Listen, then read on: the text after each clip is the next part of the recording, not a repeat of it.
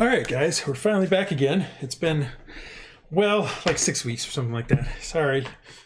I didn't get the time during Christmas break to work on some of the stuff, so it just took a little longer than normal. But let's give you a quick reminder of what's been going on in Gears of Vengeance. Let's see here. What all started out as an artificer hiring out a few people to help him find a lost dwarven citadel has slowly come full circle to that via first finding some outposts and fighting some goblins to be able to get into said outposts, fighting some strange mold creatures in one of the outposts as well. Finally meeting up with a couple more people who wanted to join up and one wanted to join up for a nefarious reason, the other one as a recommendation from his former master, or former teacher, I should say. A detour into the Arkenwood led to the meeting with the Dryad, who was slowly being poisoned by cold iron, and eventually resolving that, coming back out, and finally heading into the wilderness to search for the actual citadel itself. Has led through a valley where you met up with some orcs and found out that they're kind of tree huggers, at least a little bit. But they protect their tree huggerness by killing any interlopers. You guys helped them out by harvesting some mushrooms from a nearby cave, which was had become the home of some strange rock-like spider creature. It was very, very weird. And then they took you to the end of a crescent valley where you saw a cascading waterfall, and behind it an entrance into some ruins. Going into those ruins, you fought some specters and a wraith. Defeating those, you saw this door. Let me see if I can show it real quick. Saw this door. Taking a rest before really approaching and trying to deal with this door, you found that it started to snow, and by the morning had picked up into a raging blizzard. Feeling that being inside the actual tunnel would be better than being out in the blizzard, you guys went in and explored for a bit, figuring out that there was an actual way to open the door via the aether pellets that you guys, or the aether spheres that you guys have been collecting in various outposts. Utilizing those spheres, you place them in various little receptacles around the door. It took 12 of them, in fact. And the door suddenly lit up all the way into the center. A crack appeared between it, and the door slowly ground open. And that's kind of where we pick up. Anybody have any questions? All right. The door slowly grinds open, revealing a black empty hallway behind. Your torchlight flickers in a little bit, and there's a hint of rusted metal in front of you. Oops, a couple things were on and they weren't supposed to be. There's a hint of rusted metal before you. Actually, who had the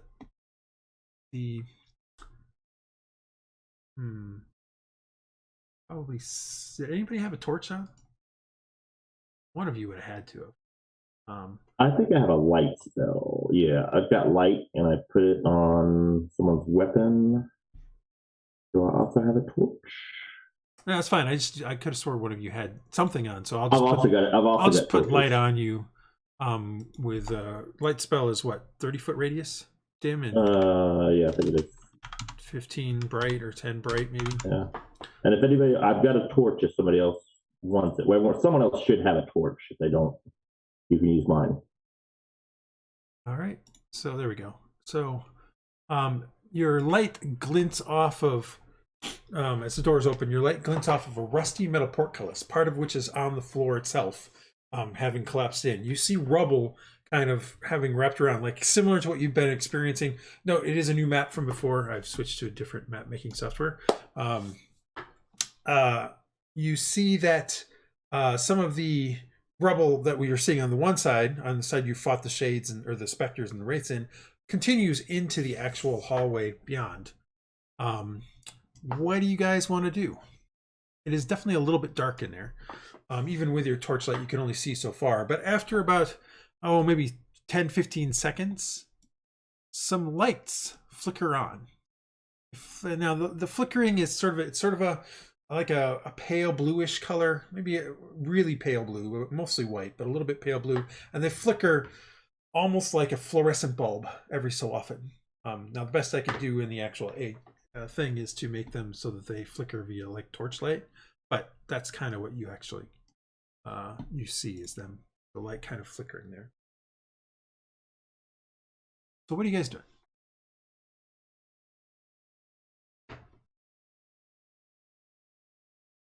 Don't everybody speak at once. There are more corpses in there that are going to turn into ghost things. Those are not funny. You don't see any corpses within the range of the light that's currently on. Mostly just the fallen portion of a portcullis, some chains on the ground, rock here and there. Part of the portcullis is still up, locked in place, and you can see sort of rust stains on the bottom where it's kind of said. There's sort of a musty, moist smell from the air, dust coming in. Musty's the right word. That's kind of as it kind of came in as the doors opened, almost as if a seal was broken. And the doors slowly grind all the way to their full openness and stop. And the grinding comes to a halt. And in the silence, all you can hear is the waterfall behind you and the heavy breathing of your own breath. And that's when Cromdar says, "I'll be damned. There's some dwarven ruins here." I've totally lost his thing. Where's Cromdar? I'm about to put him in. I realized he's not on there. I totally just realized he's not in there. He's turned into a ghost too. I was just like, wait, he's supposed to be there. The air speaks. Lads, I think you found something. There we go. Kind of close to what he was. Yeah, let's hope it's not trouble though. Whoever wants to go first.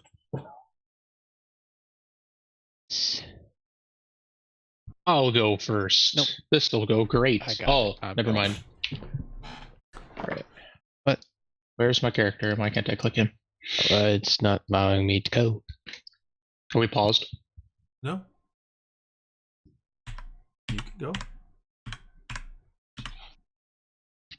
I can't select my Movement guy. is set to combat turn. It's not currently your turn. It shouldn't be set to combat turn. That's what it told me. Oh, is that what this is? Oh. So I added a few things. There we go. Now you should be able to move. Okay. I added a few new modules. And it turns out one of them down here allows me to quickly click to where you're at and see certain things like your armor class and your passive perception. But there's a little other HUD, and it seems that there is free movement, request roll, contested roll, no movement, meaning I can click on something and you wouldn't be able to move at all, and then combat movement, which is what it was on. Currently I was on combat turn. So like this means that like when I don't want you guys to be able to move, because sometimes you guys just jump into places, I can do that, and now you can't move. Like none of you can move now. And then I can put it back to free movement when I'm done, giving you the information you need. Anyway, so you move slightly forward, and you can see over to the side there, Andal and Morgoth, past this portcullis here. You can see that there's some rubble that partially covers what looks to have been maybe a broken door, and so there's still some a way for it to get in there. But on the other side, on the right side over here, there is clearly a door there. What are the rest of you guys doing? Cromdar kind of slowly comes in behind you guys. Yeah, I'll move in as well. And he starts looking at things like looking at the walls and things like that, and he's like, something's broken here. I don't know why there's so much broken inside. Normal dwarven stuff isn't this way. But there we go. There's the voice. There you go. As he clears his throat. Does this area have a lot of earthquakes? So Artemis, you haven't felt any earthquakes so much, but Andal and Morgoth, about 6 months ago, you remember there was an earthquake of some sort. Because you guys live around here.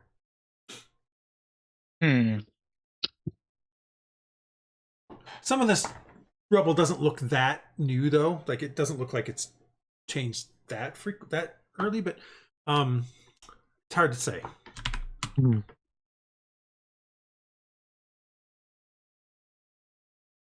Well, in Dwarvens, if it was a regular thing, then they would have built to be able to stand it. So, and I mean, for the most part, if this really is Delta Rock, which should be somewhere close to 2,000, maybe even 2,500 years old, for as far as you know, as far as you've heard, this is in pretty good condition, all things considered. Yeah.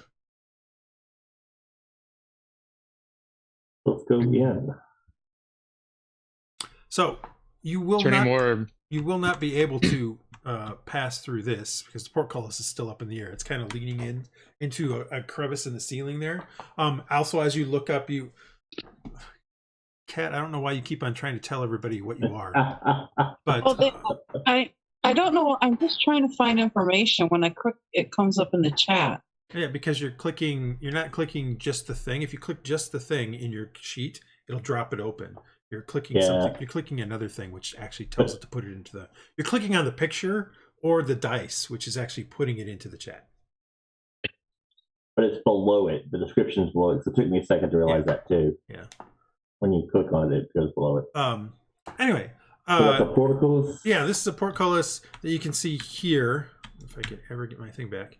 As you kind of look up, you see that it came down out of a sort of a 1.5 foot wide kind of thing up above, and you can also see that there's a mortar hole straight above you as well. Further, as you look at this, you see that the ceiling kind of goes for about, I don't know, maybe about to here, and then it arches. It goes straight up and arches to about 20 feet high. So the hallway that's in front of you is actually about 20 feet wide, 25 feet wide, by about 20 feet high. And arched. It's pretty big. What is the gate that's laying down on the floor? That's the other half of the portcullis. It's kind of ripped apart half and has fallen down. So is it open on that? Would you go through? Yeah, you can go through side? that side. I'm just saying that this side is still up. This side is down. Yeah, if does it look like if Artemis tries to go or Andal tries to go right through right here, he can't. There literally is a wall. Oh, gotcha. Okay. So, but you can go around the edge. So you guys move a bit further in, and yeah, it's very clear that there's a door here. More rubble. There's a portion of the arched hall up here, further up that has fallen in. Also pretty clear that that's happened. And as you get up into here, more lights click on. What's interesting is that this one to the side here has some strange multicolor to it.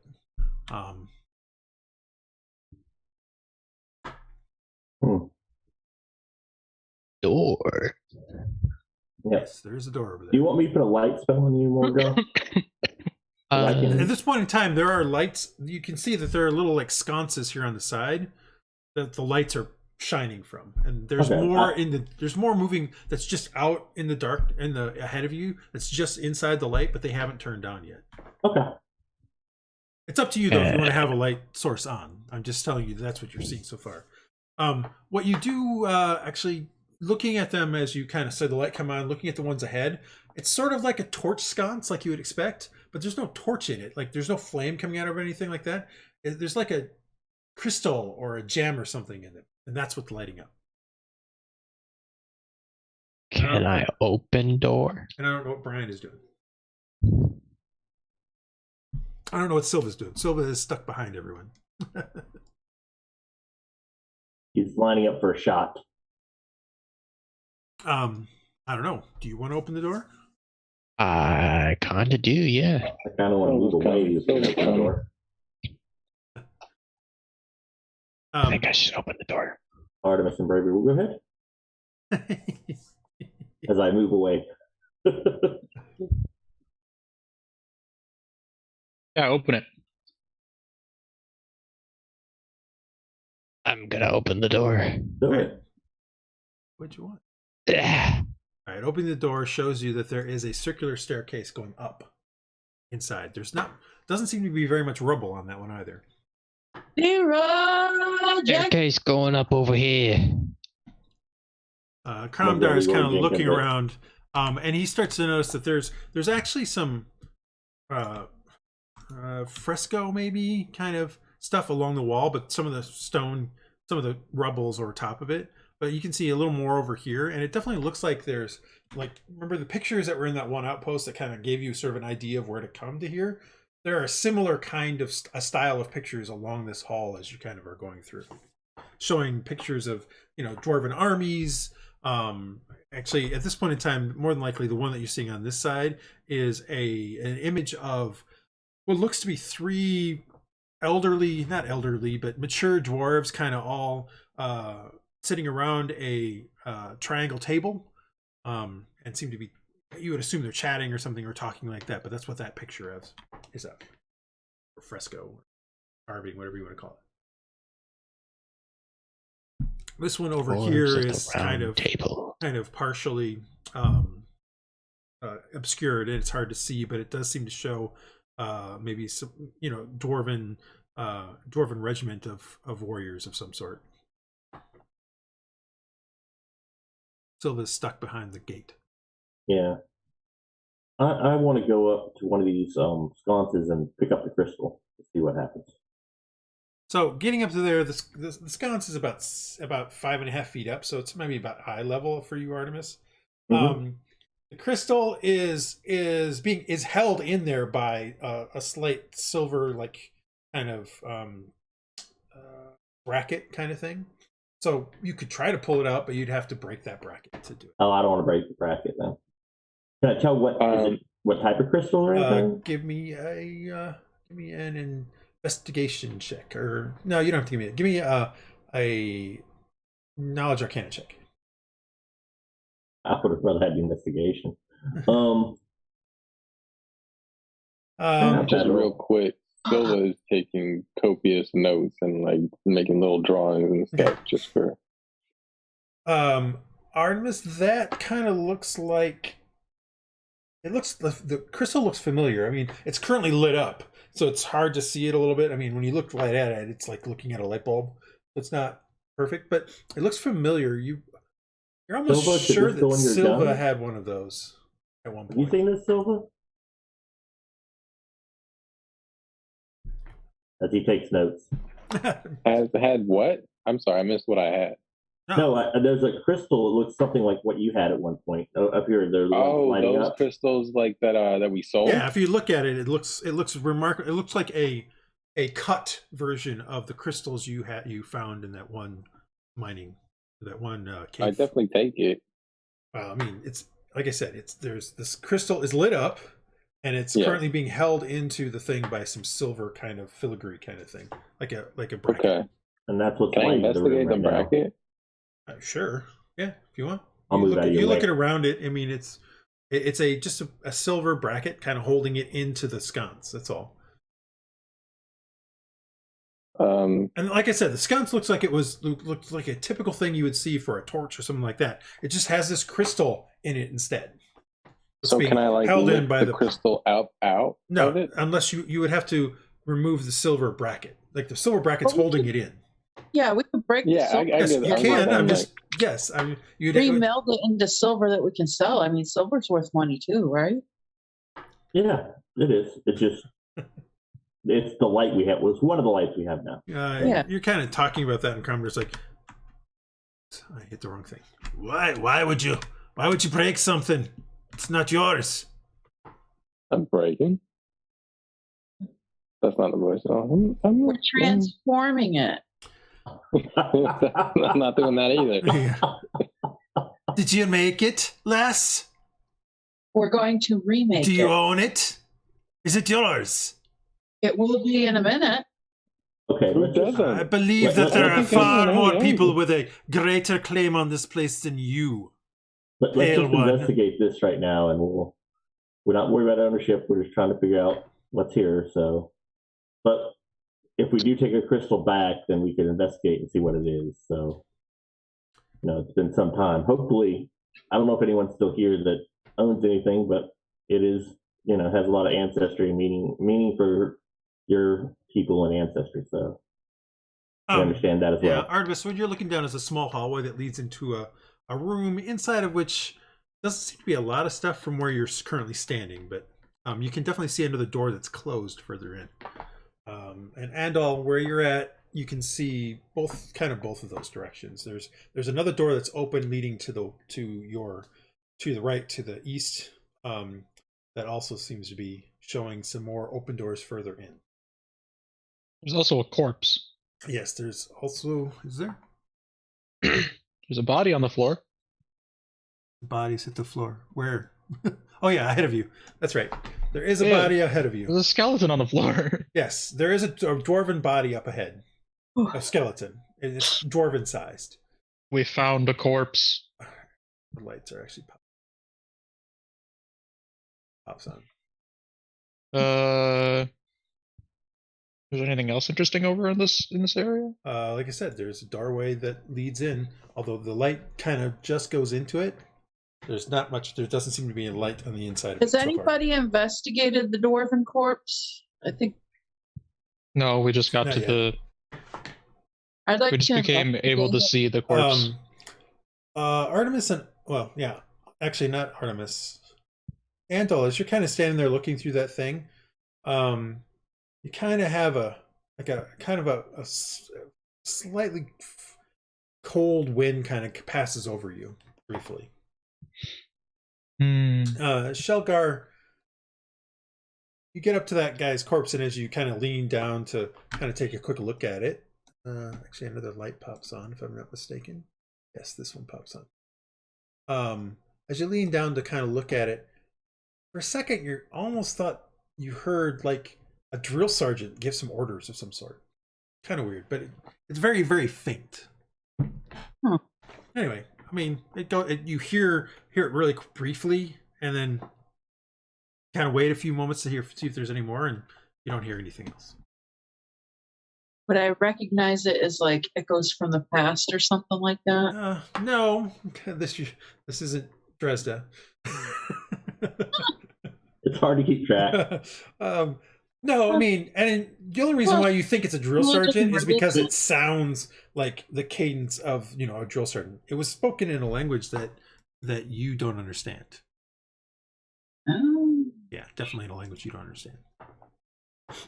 Okay, so I'm gonna drink a potion myself, which gives me dark vision. Okay. So do I recognize anything else on the body? Give me 1 second. Let me update his vision to be 60 feet. It's 60 feet or 120 feet for your dark vision? I believe it's just 60. Okay. Yeah, 60 feet. Okay, and so now you should be able to see further. Yeah. Does anyone want the light spell before I give up on it? I've got dark vision, so I don't need it. Yeah, okay. Sealgair should already have dark vision. Hopefully I have it set up correctly. I do not, so we'll set up your vision correctly. Okay, so which way do we want to go? So real quick, let me finish off with Sealgair here. Sorry. Sealgair, you okay, so you did take Eldritch Sight, Andal, is that correct? Which was dark vision? Devil Sight, but yeah. You have dark vision. Eldritch, yeah, I do. Okay. And it's like 120 feet. It's like super. Yeah. Pretty solid. That's very solid, actually. Yeah. All right. So, what you see is the remains of a skeleton. It's kind of brownish gray, not the typical ivory white you'd expect. Broken shield with a bit of was made of wood, and the wood's kind of deteriorated a little bit, but not a lot. But some. The guy was carrying a mace of some sort. Whatever armor he was wearing seems to have rotted away quite a long time ago, along with the rest of his flesh, and it really is mostly just a skeleton. Oh right, Eldritch Sight is magic. Yeah, this one. Yeah, you guys see magic and everything. Yeah, so that's kind of what you see. Yeah, so yeah, what do you guys continue doing? Kromdar is kind of pacing back and forth a little bit, but he keeps looking around. He kind of looks and turns back. He looks backwards and he says, "Hey, look at that up there. Those look like arrow slits." I cannot speak. Cannot keep my accent. And as you turn and look where he's pointing, sure enough, about 10 feet up from the, maybe about, yeah. So the doors themselves are about 10 feet, 15 feet high. About another 5 feet above that, you can see some slits that look like arrow slits. Where is this? Back to the south. Doors? Back to the south, Okay. over top of the doors. Like literally over top of these doors down. So this is well defended and watch out for traps, essentially. Well, there's a bunch of bodies. I can see the bodies that are Yeah, up you ahead. can see there's a lot of bodies up ahead. Yes. There's a lot of bodies up ahead. Do we want to investigate? It looks like there might have been a battle here.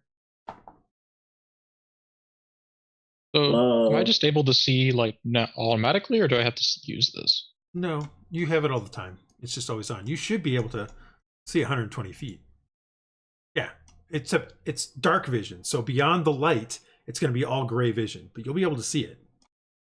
Oh, that makes sense. Yeah, it's There's just. a door over here, guys. Yeah, if There's you want been to multiple investigate the doors. bodies, I mean, there are multiple doors, but All right, I'm going to pause everybody for a moment. Okay. What are you guys going to do next? Got I want several to doors. investigate the area. Yeah, go in one of these side rooms. Yeah, you got several doors. You've got way up ahead. There seems to be actually really quick. You've moved far enough up, both Andal and Sealgair, that a couple more lights click on. So it seems like when you get to within maybe 15 to maybe 30 feet of a light, they kick on. And in fact, at this point in time, I believe, yeah, those are still on. Trying to figure out if some of them have kicked off yet. The so do answer we is no. want to go to the doors that are the closest door first, so we don't leave anything behind us, or do we want to explore the open? There's one over here to my left. Yeah, I mean, there are a number. There's like one, there are 2, 3 But yeah, behind us. those are the two things I'm interested in right now: investigating some of these side rooms and maybe looking around where all the bodies are to just see if we get a general idea of what might have happened, or look for some clues on the bodies, kind of thing. So Alright. someone be the scout, and I'll follow Lights come, behind whoever. Movement's back on. Just So wanted if you you guys want to Sealgair, if you want have an idea of where you were scout or going before Morgoth, just everybody started running around. That's all. So what do you think? Should we check out the rooms first? Let's I look at the think rooms. check out the bodies first, and then the rooms. Make sure they don't come undead on us. Well, if we're in a room, we can bottleneck them. True. I'm going to go in the room if that's okay. Anybody want to come with me? Yeah, like I'll follow. I mean, we'll do the dungeon thing if Alright. everyone's cool with that. All right, so you guys walk into that particular room, and 2 lights pop on. Inside, you can see a variety of crates and barrels. As well, a couple of the crates are broken. There's some spider webs in the corner, as you can see on the map. But the barrels and the crates actually do seem to actually be intact. What do you guys do? Can we open the barrels? Well, I mean, they're barrels, so you can try. You can. There's more rooms in here, You guys. can try to open the barrels if you'd like. Andal's gonna open some of the barrels. All right. Kromdar. He's gonna open this barrel. Okay, give me a second. Kromdar is coming up behind you guys. And he kind of gets into the doorway and just watches what you're doing. He doesn't really do anything else. You take out, you have a crowbar or anything like that? Or Sure. I'm pretty sure I do. okay, you kind of take out a crowbar and kind of jimmy off the top of one of the barrels. And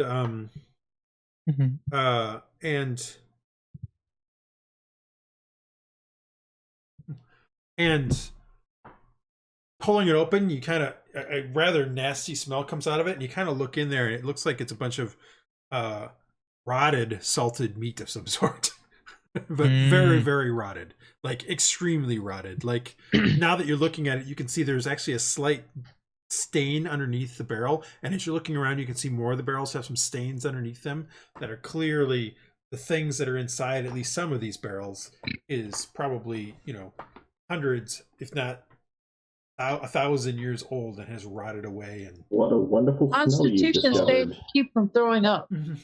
Well, then I'm gonna put that one back on, or at least put the lid down because that's nasty. Yeah, it's kind of. And then, does this thing actually say TNT, or is that just the It's just the thing, but you're not. It does have like a symbol on it of some sort that's different than the others. That's for sure.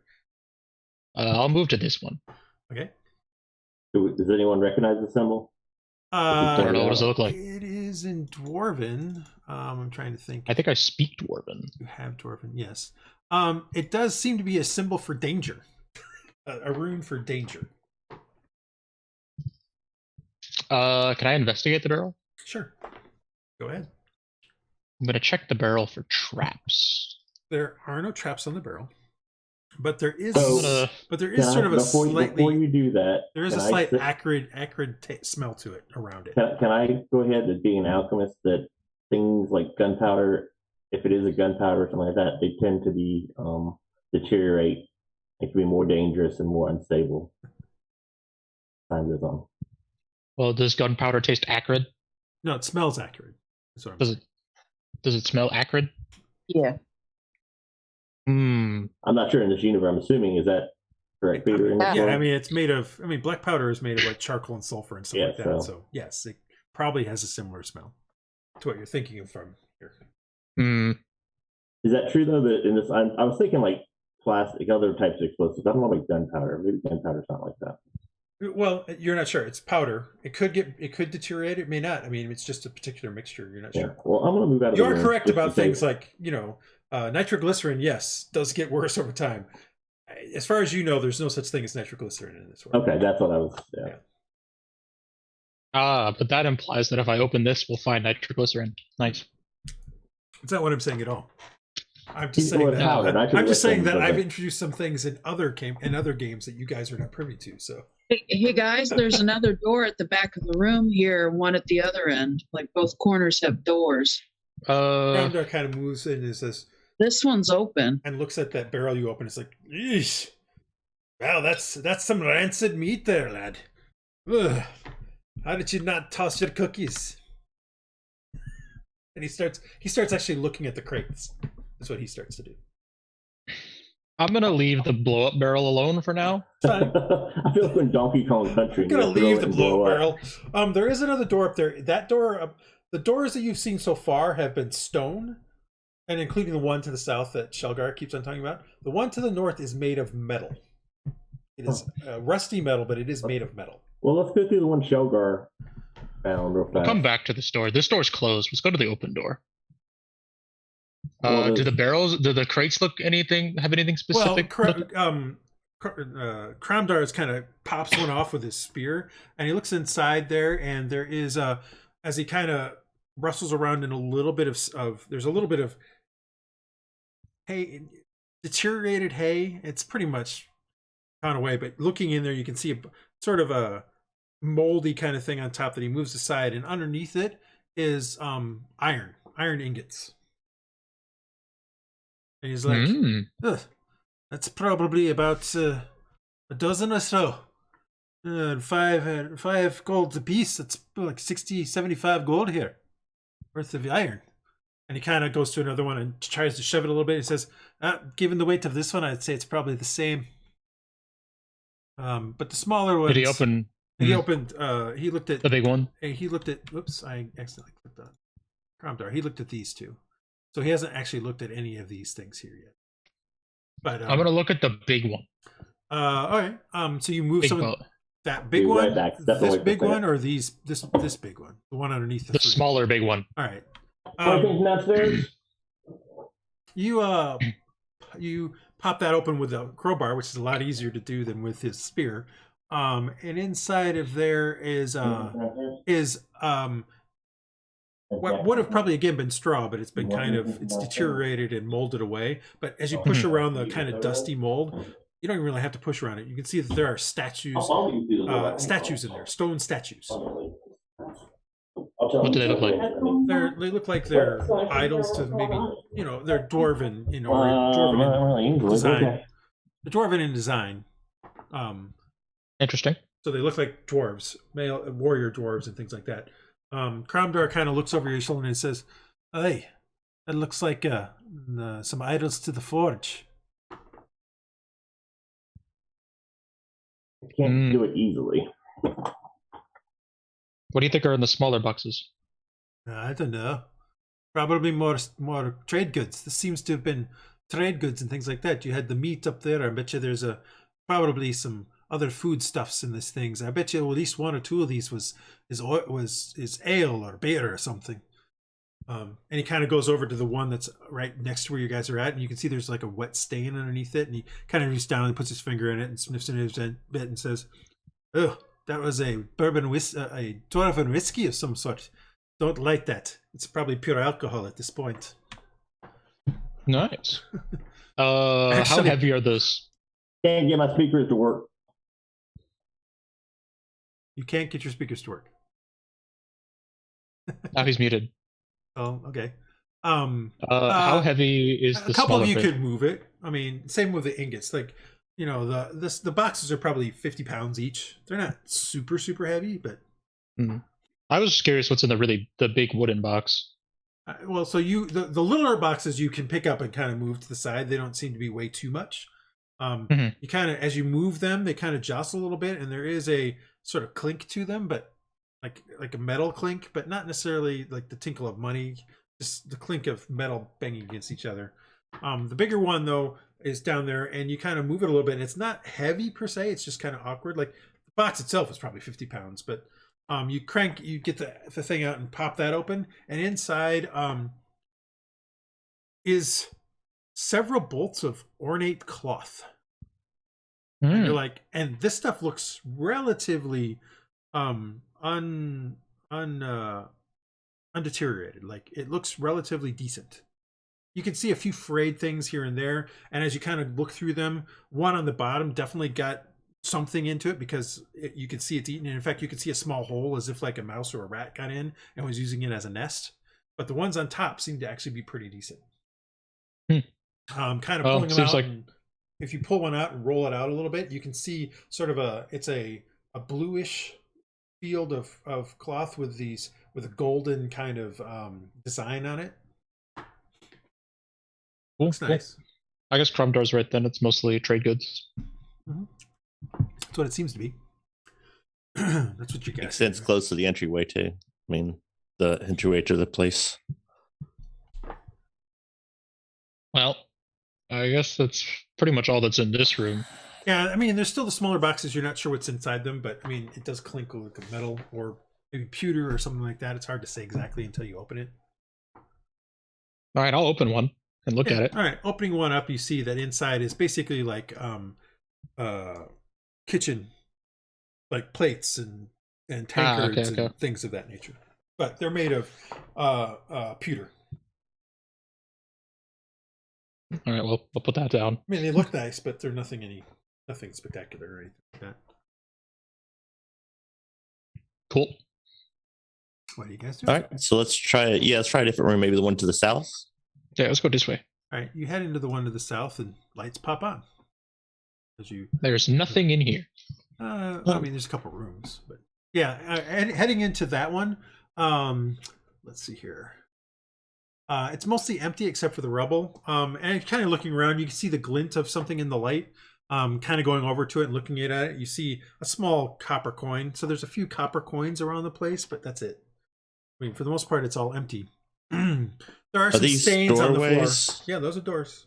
Okay, what are the stains? What do the stains look like? Like dark, like blood, maybe? No. They look like stains, like a couple, like some of them is like drips of something. What you think is maybe ink. It's just it's been several years and it's faded some. Other is probably some stain of some liquid of some sort from a long time ago. I mean, it's stained in the sense of like use kind of stuff, not necessarily in the sense of okay.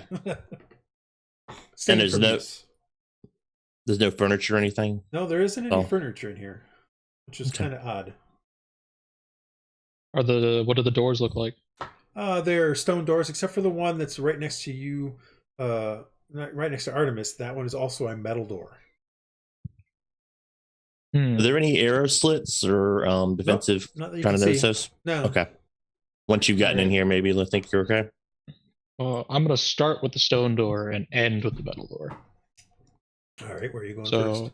Promdar I wanna- continues to go around, do stuff in that one room, kind of opening up some of the other crates. He doesn't. You don't hear anything, or anything like that. But Okay, I'm gonna open this one. yeah, Oh, you well, I was open gonna the door. ask if it was open. You open the I door. was gonna ask if it was unlocked. Looking inside, you can see there are shelves full of scrolls. Ooh. Ooh. Oops, did that at once. All right, who knows how to read? And I stepping do know how to inside, read. Andal, you see that there is a desk just inside that's been totally destroyed by some rubble and things like that. See, that probably fell from the ceiling. You can see a chunk of the flagstone ceiling kind of fell directly on it and kind of destroyed it. In amongst the rubble, you can see a glint of brass, and that's about it. So if you guys, I'm going to start a ritual for, let me make sure I have it. I'm not completely, I think I have detect magic on this Oh, I have it. character. Well, I mean, if I do, well, I'm just going to do a ritual detect magic. It'll take me I have 10 an minutes. invocation. Well, I can invoke it. okay. Well, then invoke it if you want, or I'll start it, and then if you decide to invoke it, let me know, and I'll stop. Okay. I want to try to get the brass thing out of this rubble. So we went in that room. I'm assuming it's like this thing Yeah, or something. as you look through it, you pull it up and it looks like weights, kind of Oh, weights they're you weights. Okay. you would put on a scale to measure things, to measure the weight. Oh, of okay. things. Do any of the scrolls look? And yeah, as Not you're looking dis- around the room, there's papers and scrolls on the floor. There's scrolls on top of this kind of cubby thing system. There's scrolls in it. Some of them are Do any wrapped of up, them some look like are they'll just survive? closed. Like they look.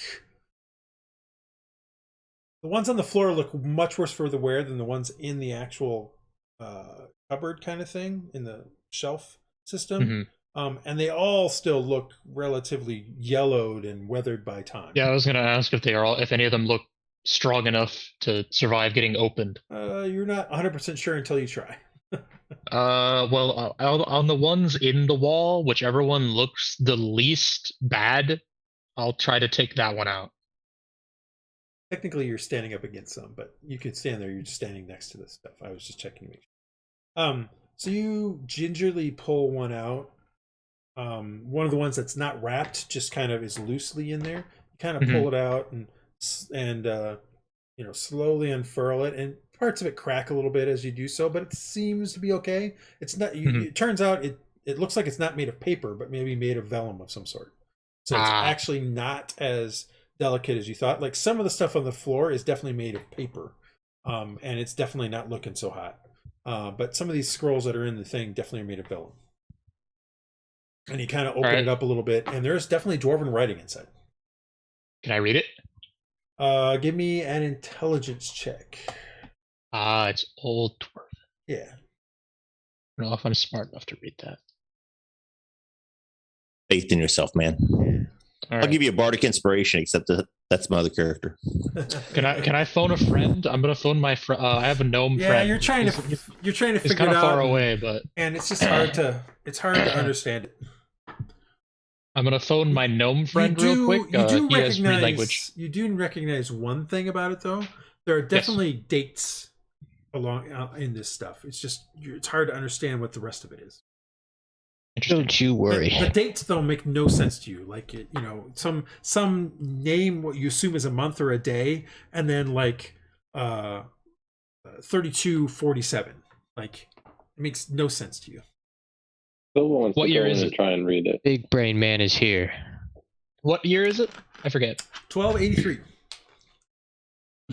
So they're from the future. They're from the future past. Or they have a different Or they have dating a system. different dating system.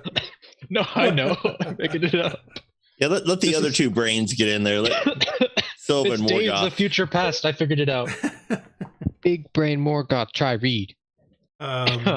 You Oh god. you have a similar problem. Like you can definitely there are Oh, definitely good. dates, but it's not obvious what the actual text of the thing says. Where's Silva? Silva can It's read it. just an intelligence check? Yep, Or... it's just an Yes. intelligence check. Oh God. Yeah, so Silva, you start looking it over, and it takes you a little bit of time, but you finally decipher kind of what it is. So this is clearly some kind of record of transactions. Transactions of various trade goods coming through whatever this area is. The reason why it was so difficult to figure out is whoever did this had their own kind of cribbed notes of how they actually, sort of like a shorthand for how they put things in. So it just doesn't make sense, given that on top of ancient language, how it's changed so much over time. It just took you. You have to decipher what's going on. It's almost like doing a cipher of some sort to kind of figure it out. But it's pretty clear this looks to be like trade records. Various trade transactions, dates based on some kind of calendar and some year that you're not sure what it is. It's clearly not the calendar that you know. Yeah, that's at least the one you currently have. Well, this one's just trade record. That's still not Could bad. just be this was a trading outpost then, or it makes sense by the gate that maybe a store. Or this is where they kept the records. I mean. Jar finally comes into this room and kind of looks at you So for a moment. before we get too far wandering into these rooms, you want to go back and check those bodies real quick? There's more doors. So, Yeah, I know. That's why I'm saying before we get distracted by all the doors. I'll try to watch our back. Silva, as you're kind of reading through that and slowly figuring things out, there's almost I don't know, in the back of your mind, a slight whisper of, and this is part of the reason why you kind of figure it out. You kind of hear the whisper of ancient Dwarven speaking about how many sacks of wheat have come in. That's kind of what you hear in your, like, you think initially you think it's in your head, but then you think, nah, that can't be in my head. Why would I be thinking that? I'm just reading this stuff. And then you kind of listen for a little bit more and nothing. It's just the Artemis, the rest of the guys kind of walking around out there and doing stuff like that. I want to try and find another not book click that I that, but think okay. I can read. Say that again, right? I'm going to try and find another book that I think I can read. Right. So you see start what looking happens. around through there. Give me an investigation roll as you're kind of looking through. And does my detect magic go off at one point? Yes, we will say it goes off now. Okay. Just glance in anything in the scrolls. Give me a perception roll. Sure. You, as you're kind of looking around in there, in amongst the scrolls, you find a small metal box, like a lockbox. And at about the same time, Artemis, as she's kind of moving things around there, you notice that there are checking the right one. Oh, wrong one. You don't notice anything of any magical value in from what you can see. And is my owl with me, or do I need to summon him as well? Oh, he's there. Okay, that's fine. Just making sure. No, that's fine. I don't. He's on my Everybody shoulder. with your damn companions, I always forget to put them in. It's We're all traveling good. zoo. It's all well. Both campaigns, a bunch of traveling zoos. There you go. Now he's next to you. Thank you. I just forget about him. No, I just want to know in case I need him. Like I said, he's on my shoulder, No, so he's it's not there. a problem. You didn't have to do anything. I will also remind you when the door opened and all you were hearing was the waterfall. You did hear the sound of wind blowing too. You assume that the blizzard is still going out there. By the way, Can I cast detect good and evil? yes, you may detect good and evil.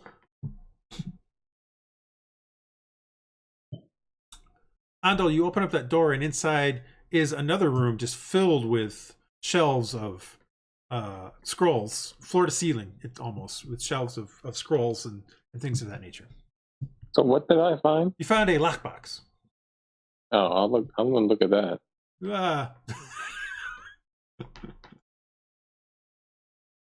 Wow. Oh, it's 30 It feet. all went purple. It's a 30 feet radius, and Silva, Yeah. or Sealgair, turned on her thing, which I'm going to immediately just delete because we know it's 30-foot radius. Don't worry about it. So, Sealgair, looking around, You don't notice any fiends or undead or celestials or fae. God dang it! I have to check this. Actually, technically, Brian, in the new set of stuff that just came out, technically you are fae. Oh, There's a fae here. technically, they changed your race to be fae in the new Modern Canon thing. Hmm. And I don't have it yet, so technically, as of right now, Sealgair doesn't see anything with her vision. I was going to say, I don't say anything anyway. 'Cause Yeah, it's part of I'm not saying you would, but it is one of those things where it's kind of changed, where they changed some stuff in the latest one. Is there anything interesting in the other room of scrolls? I mean, you could look around if you want, or you'd have to go in and start looking through the scrolls and stuff to try to see if there's anything. I'm gonna try and get this. I'm gonna get this lockbox over to Andal. Yeah, so you take the lockbox out of the room. You do find some more scrolls in there, Silva. That they're all basically transactional records. Yeah, but do I hear that voice? You don't hear it anymore. No, you heard it just that one little time. I'm gonna investigate the room. All right, you look around the room. I got a 3. There's a looks like maybe there used to be a another scroll case or something like that, or cupboard here, and it kind of fell away because some stone fell on top of it, and you think maybe underneath the rubble there might be some books, but you don't really amongst all the scrolls and stuff, you don't find anything of real interest to yourself. There's stuff in there, but I suck. So someone else go look. I'll glance in and see if anything's magical or anything comes to mind. All right, give me another perception check. Silva gives you a lockbox, Andal. Oh, is it locked? It is locked. I'm gonna open it. Looking around in there, Artemis, you think that there is a faint glow of magic. It's hard to tell because there's so many scrolls in here, but you think that there might be 3, maybe two or 3. It's hard to tell. You'll have to dig in there. I'll dig for those. I'll spend time digging for those. Yeah. So you're gonna have to. It's gonna take a little bit of time. That's fine. There's you come into this room and it's like filled with these vellum scrolls. Oh yeah, I mean I'm.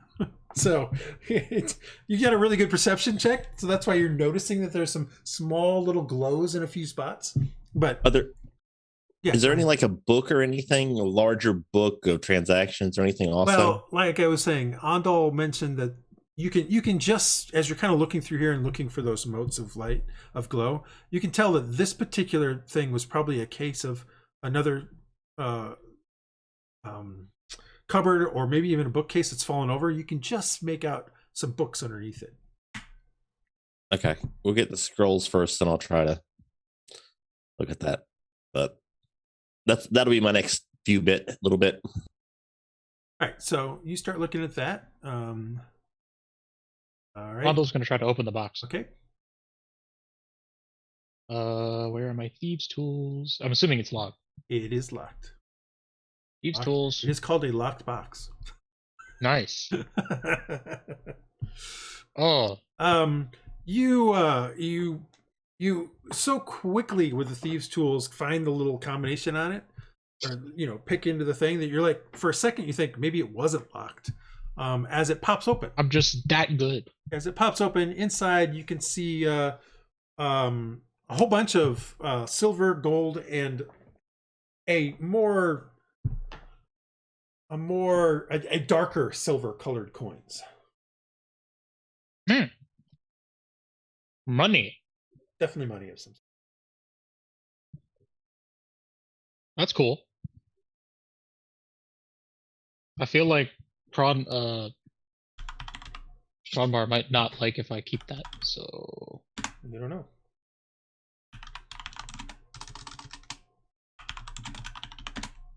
Lockbox filled with silver, gold, and you realize pretty quickly that it is platinum coins.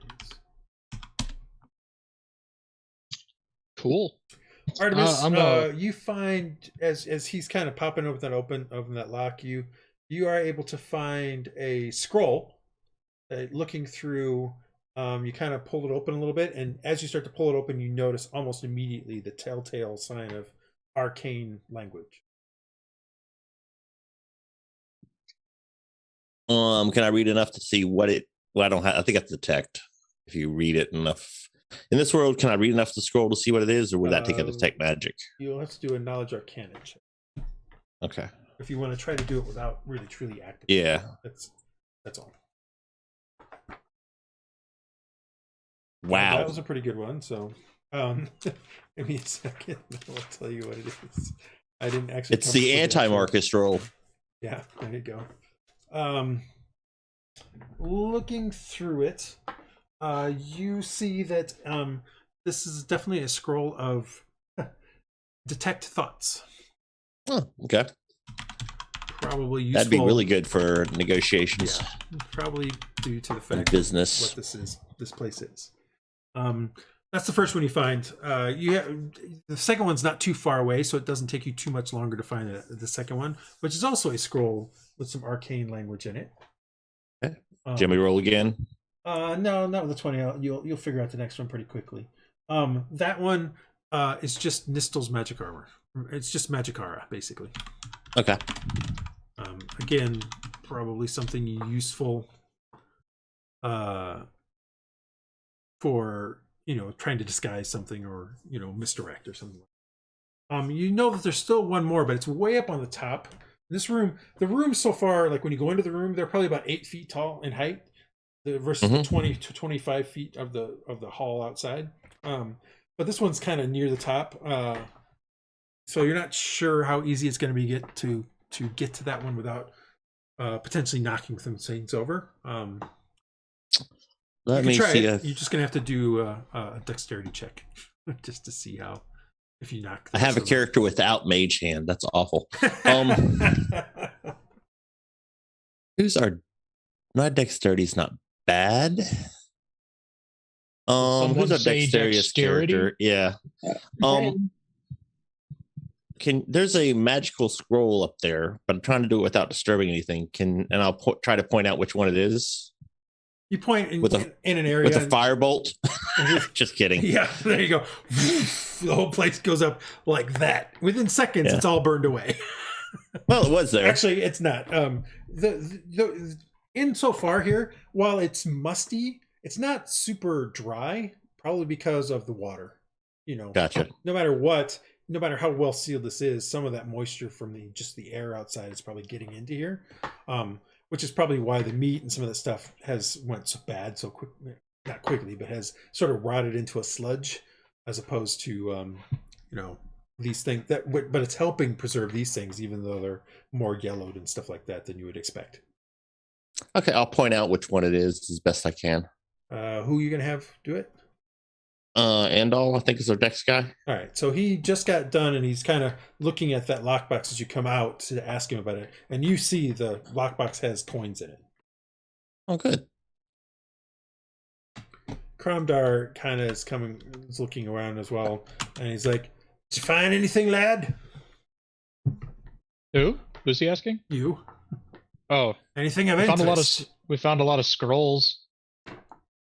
What's in the box?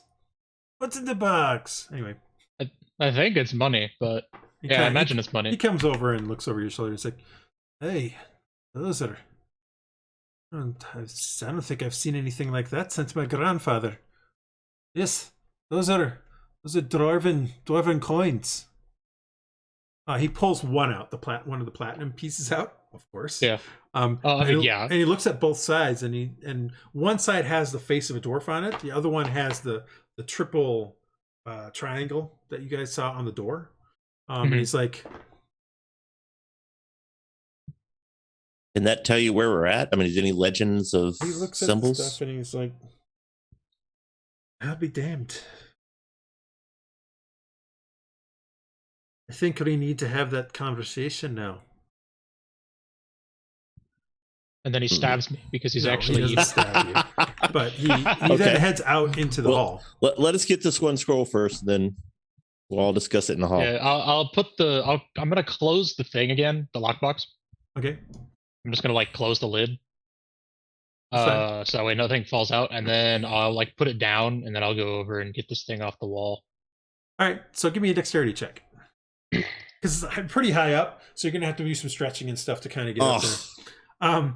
as you do I'm it, rolling good tonight. yeah, as you do it, you get it, but that whole portion, like these things are segmented kind of cupboards. That whole cupboard comes down with you and crashes onto the floor, spilling out a whole bunch of the scrolls and stuff like that, including the one you were after. Can I still see it by chance, or can I help you brace go him? in there and start looking through there. Eventually, you do find it. It is a scroll. This one you do need to give me another spell on.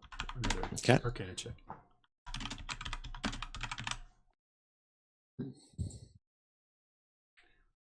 Oh yeah, I have no idea. You really, this one is of a higher magic than you're used to, and you're not sure what it is. Okay, well let's go talk to, go out in the middle, talk to Cromdar, and also Sealgair had a good point with the zombies, or the bodies. Make sure nothing. You get a Silva to look at it. She might know. I will, and actually I will point it out. All right, let's go say hi to Cromdar, and then I'll open the metal door. Silva, I give this. Do you know what this is? It's some type of magical, but I don't know what it is. Oh, that's awesome! I can whisper myself. Didn't know I could do that. So I whispered to myself what the scroll was because I hadn't figured it out until now. Oh, cool! So it'll be in your record. So it's in my record. But I was hoping it wouldn't show what you guys knew. So you guys come on out. Cromdar, and I will hand it to Silva real fast to see if he wants to read it. She, sorry. You can try to figure out what it is, Silva, if you want. Cromdar is kind of standing there, kind of looking over the coin a little bit, and looks a little lost in thought as you guys come out. But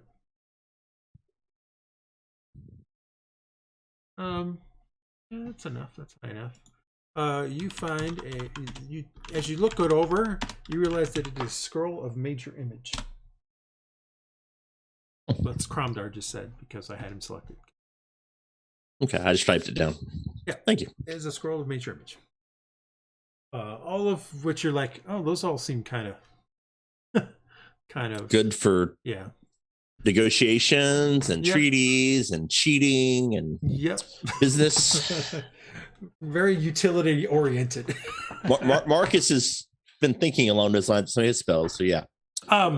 So Karamdar is like, remember when you asked how we were going to deal with this when we started the journey, when I talked to you about where you were going. So just to remind you, because it's been a while, when you first started negotiating with him, he kind of gleaned that you were looking for Deltarok and said if you found it, that potentially the terms of your deal might have to change. Well, at this point, I think you found it. Really? The triple triangles is a symbol, an ancient symbol of the Deltarok. From when the three clan holds joined together under the banner of one Thorak. And he kind of points towards the one fresco that was over here. He says, that right there, I believe, is the actual meeting.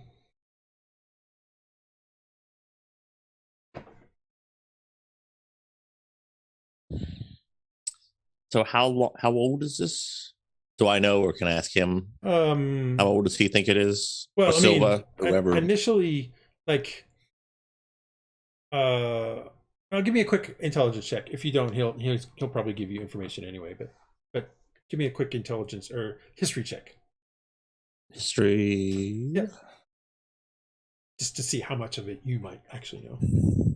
All right. Wow. So it turns out you know a lot more about Deltarok than you thought. There are multiple ages in the roll of ages for Nyarvine.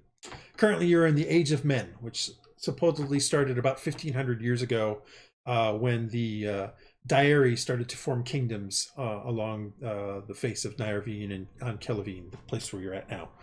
This used to be a Daeri kingdom around it here. So around that time. Before that was considered the Age of Dwarves. The Dwarven citadels dominated the region. Del Kavak. Del Kavak is all the way to the west near Emerdal. Deltarok is what you've been searching for. There are actually I forgot what the other name. There's another one that's far to the north that still is active, but they're xenophobic, and I can't remember the name of it right now. And then there are actually 2 other lost citadels, whose names have been lost to time, quite frankly, because they weren't as historical or as famous as Deltarach was. The Age of Dwarves supposedly started 2,500 years before the Age of Men. So you're looking at almost 4,000 years ago.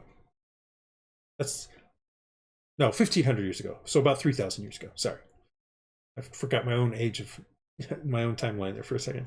That's when it's supposedly. Now, the biggest date that you can think of was approximately Deltarach supposedly by itself was founded at the merging of 3 large dwarven clans. Approximately 2,500 years ago.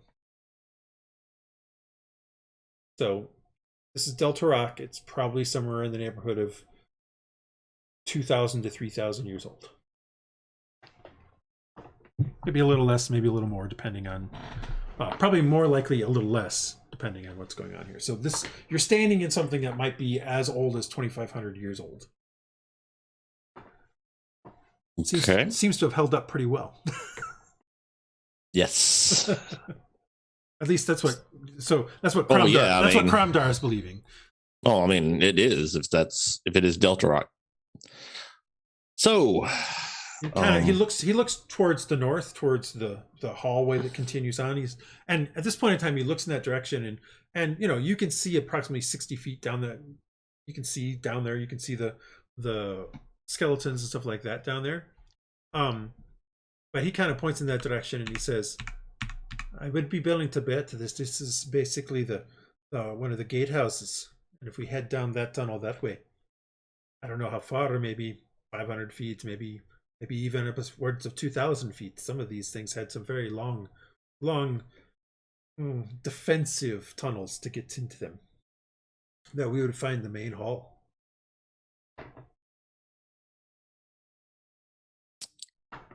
Wow. Okay.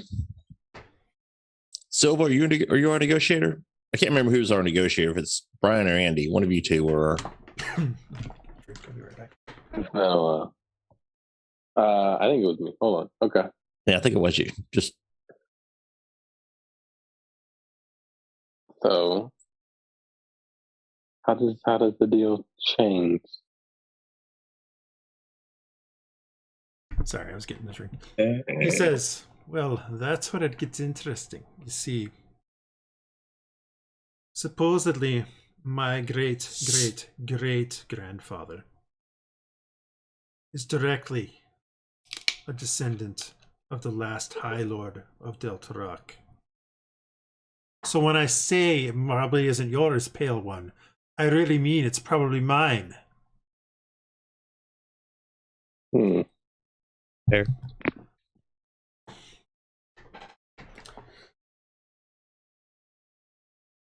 Interesting. Unfortunately, because of all the records that were lost, I can't say that it technically is mine. I would have to prove it. The only way to prove it is to go down in there and find the records I need. So, this is what I'm thinking. You guys knew where to go. You helped to get it this far. I want to find the records that prove that Deltarach and the area is my family's. For that, and helping me out here, I will help you find what you need and give you access to that salvage fee, so to speak. Seems fair, guys. Or you guys could just kill him. You try anyway. yeah, and then we got to get out without any ranger type characters. Well, I mean, you know the game. No, I know. So. Yeah, we know where we came. You know where you came from. He starts to recognize the way things currently sitting and kind of moves over with his back up against the wall. He's like, I understand that you're looking. Since we stepped in here, I understand that you've been looking for these things. So have I, for over 200 years. You age well. Well, he looks like an old dwarf. Oh, does he? Okay. I mean, he doesn't look Congratulations. he doesn't look like he's about to keel over. Like he looks like he's well past middle age for a dwarf.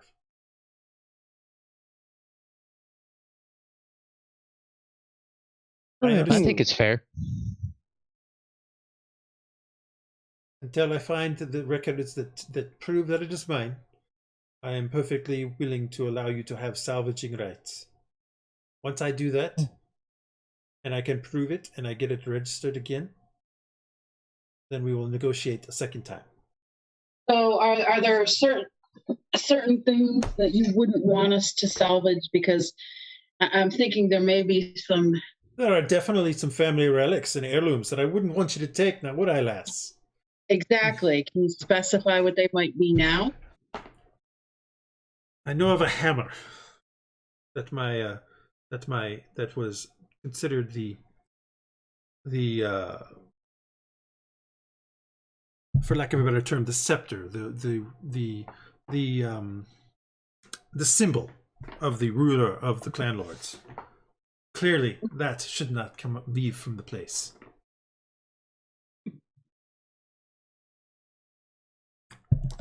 Anything that is part of one of the High Lord's crypts and tombs and things of that nature are off limits. That's where all the good stuff is.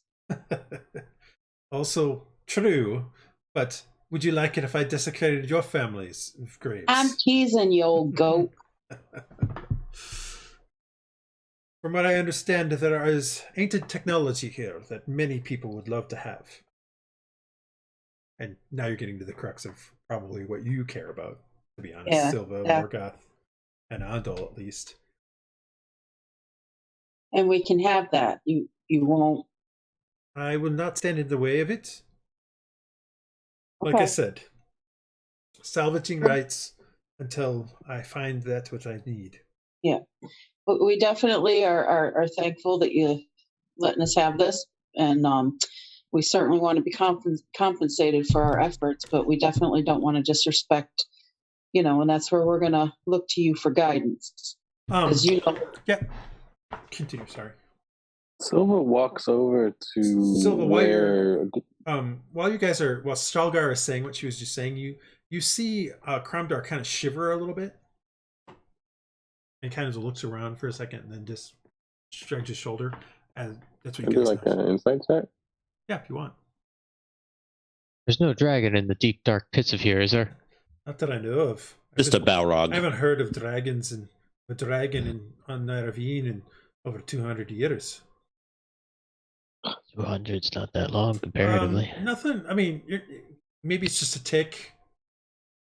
Nothing there that you're not sure why he would have done that. It's not like he doesn't even look at any of you when he does it. He kind of shivers a little bit, looks around, not at you guys, like down the hall a little bit. And did then he look at a specific place? No, he looked kind of down the hall towards the north. But that was it. Well, Silva's gonna go while they're still talking, since we currently have salvage rights, where Andal put that lockbox down and take that. Well, Andal, I think, never put the lockbox down. I thought he did. Did he not? No. Oh, well, I don't think he did. Andal, prove me or correct me if I'm wrong. I mean, I put it down when I went to go grab the scroll, but I probably would have picked it back up. Okay. I don't think if you pick it back up, I just want us to have it. Yeah. I don't care if it's me. I'm not. That's not important. I just want to steal as much stuff from this person. I have it with my stuff. Do we have an agreement then? Sure. All right. Yes. If you what are you going to do about the orcs? That I don't know. I would suggest it'd be easier to work with them, but I had assumed that they were bloodthirsty beasts and primitive, but you have shown me that they are not. So, I guess I will have to think about that one for a bit. What I am looking for is a Hall of Records. I have no idea where it will be. This is probably the first time anyone in over 2,000 or over, probably over 1,500 years has stepped inside of Deltarok. and maybe we can figure out why it was abandoned. Do we have time with the blizzards, with the winter coming? How much time do you think we have before we have to go back? Well, that blizzard out there was unexpected. I bet you even the orcs are a little concerned about that one. I don't know. If I had been out here by myself and that had come up, I would have probably immediately turned around and headed back. But we're in here. How much food do you have? What food do we have? Yeah, good questions. We have 2 weeks rations. Yeah. 2 weeks rations is what I've got written down. Yeah.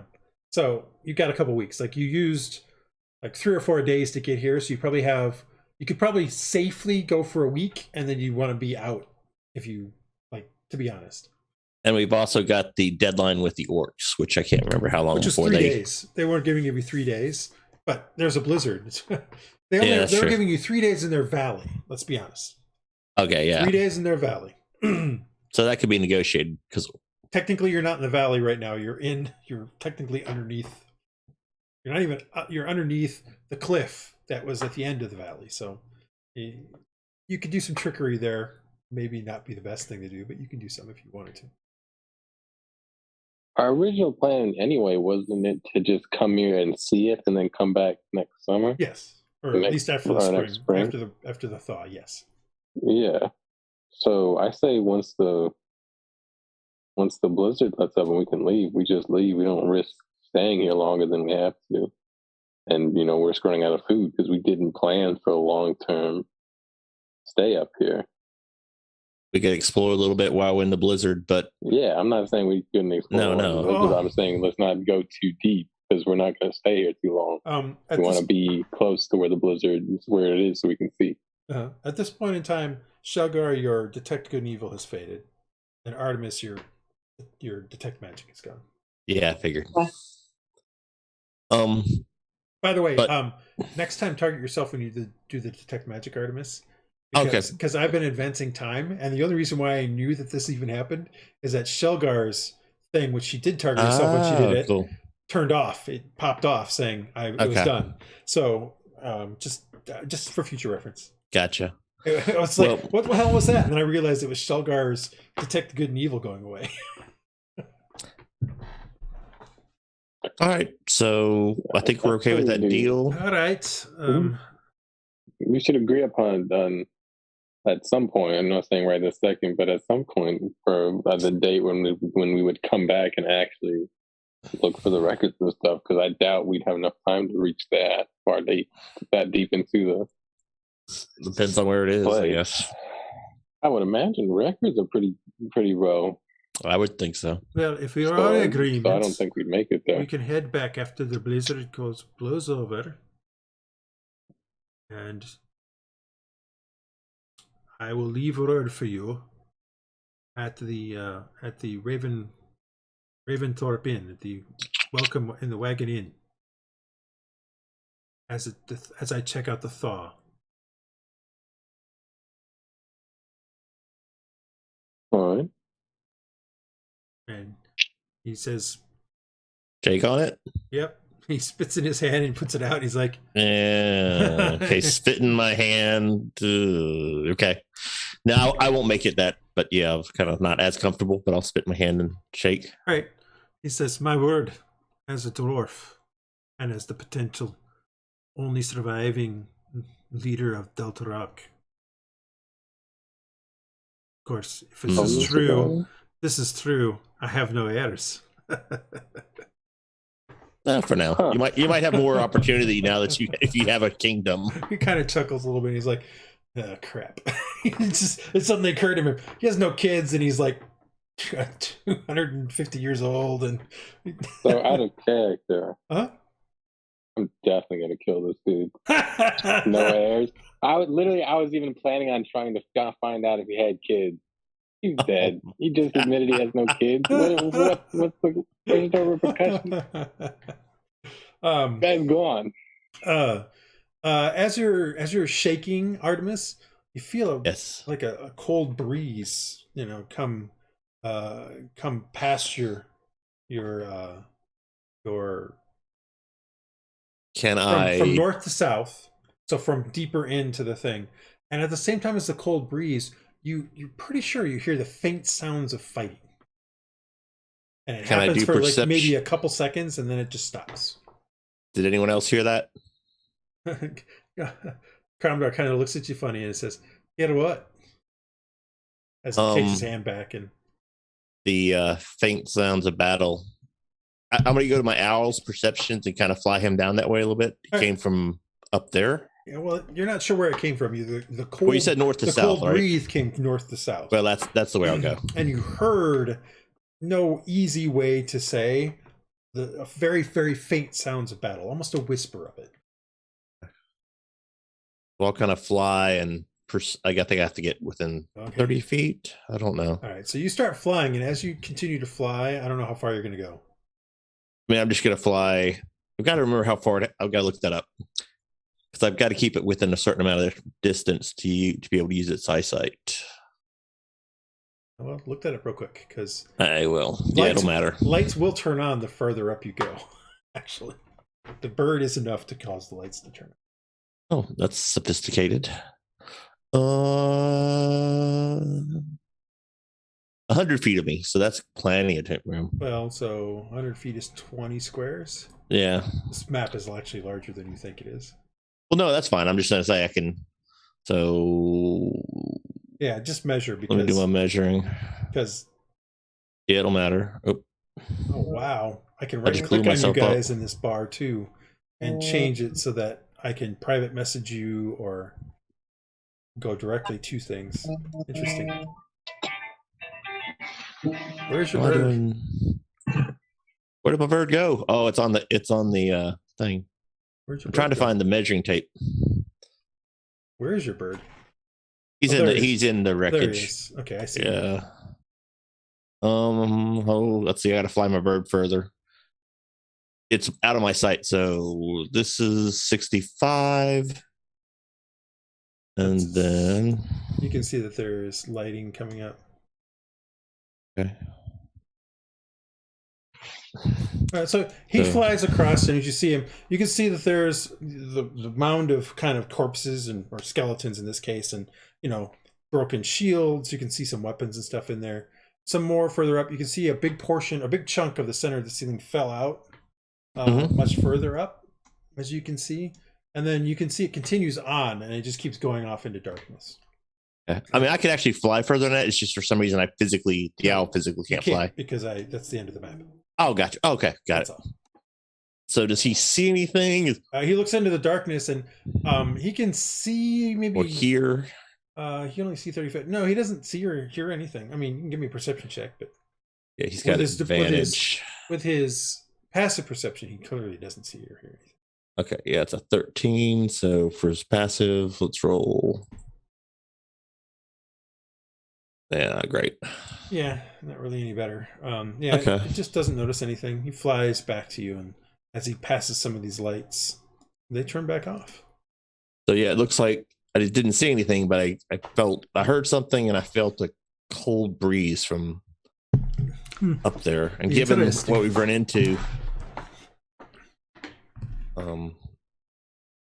should we check some rooms, but make sure someone stays in the hall and keeps an eye out? I guess my owl could.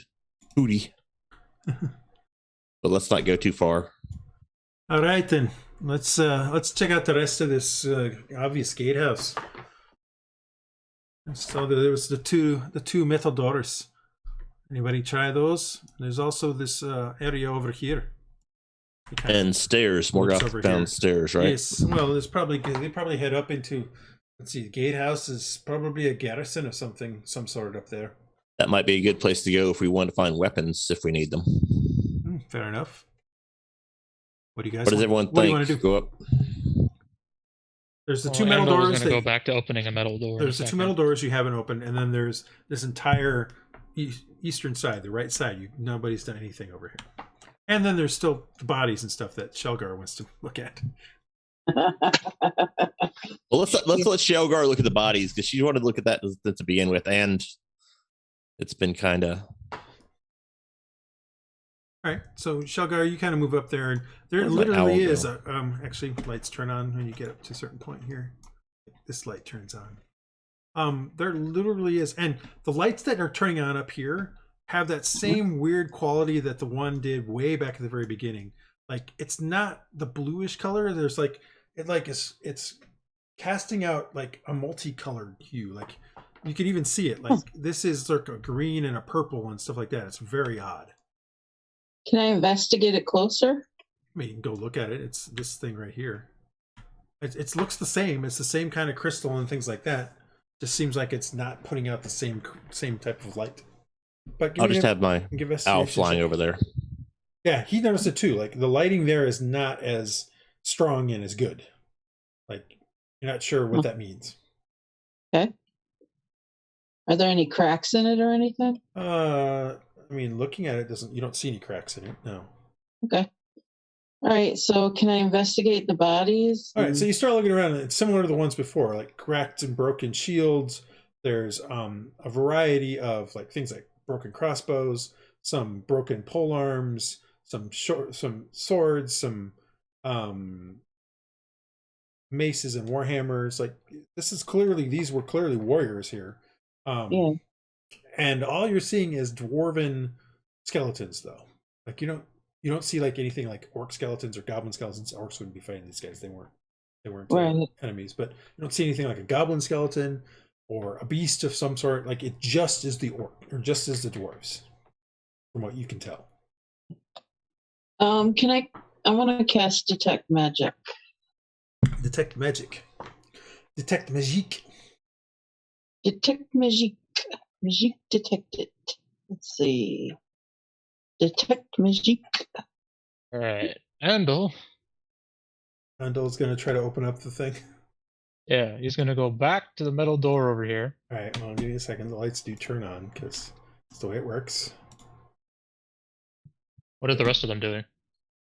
Kromdar is kind of trying to decide if he's going to go into the eastern side by himself.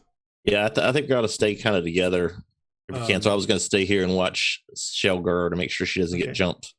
Sealgair, you look around with your magical sight, and nothing seems to be... Well, you do see magical stuff. The crystals are magical. The thing giving off the light are magical. Yeah. But that's it, from what you can see. You can see the magic on yourself and things like that. So any magical things of that nature you have. But nothing clue-like or anything. Okay. No. I'll wander back to the rest of the party. Okay. All right. Well, if we want to go down this end first, then we go down this end first. All right. So you kind of wandered back. You kind of looked around that. It took maybe 5 minutes. All right. Andal, I thought you were going to do that with the...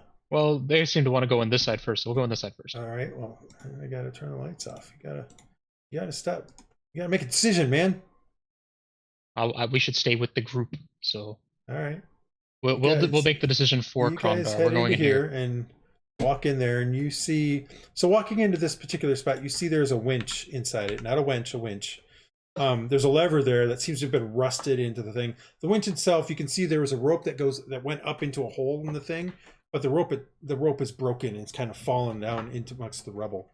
There seems to be a metal door to the north, but it's a barred metal door, like, sort of like a jail cell or something like that.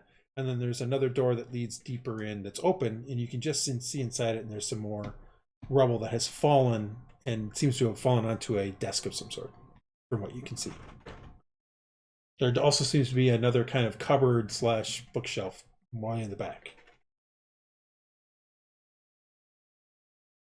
What are you guys doing? I imagine the winch was for the portcullis, probably. Probably, yep. Which is broken. What's in here? So coming into there, you can see that there a massive. Actually, there's another light that goes on in there. It's interesting over here. More lights, it seems. Maybe a more important. Well, it looks more like a living quarters than the other side. Well, so in this particular spot, again, a chunk of the ceiling has fallen down and smashed what seems to maybe have been a desk and some chairs of some sort. More than one chair, by the way. And you can see beyond it. You can see that this here seems to be like a bookshelf cupboard kind of piece.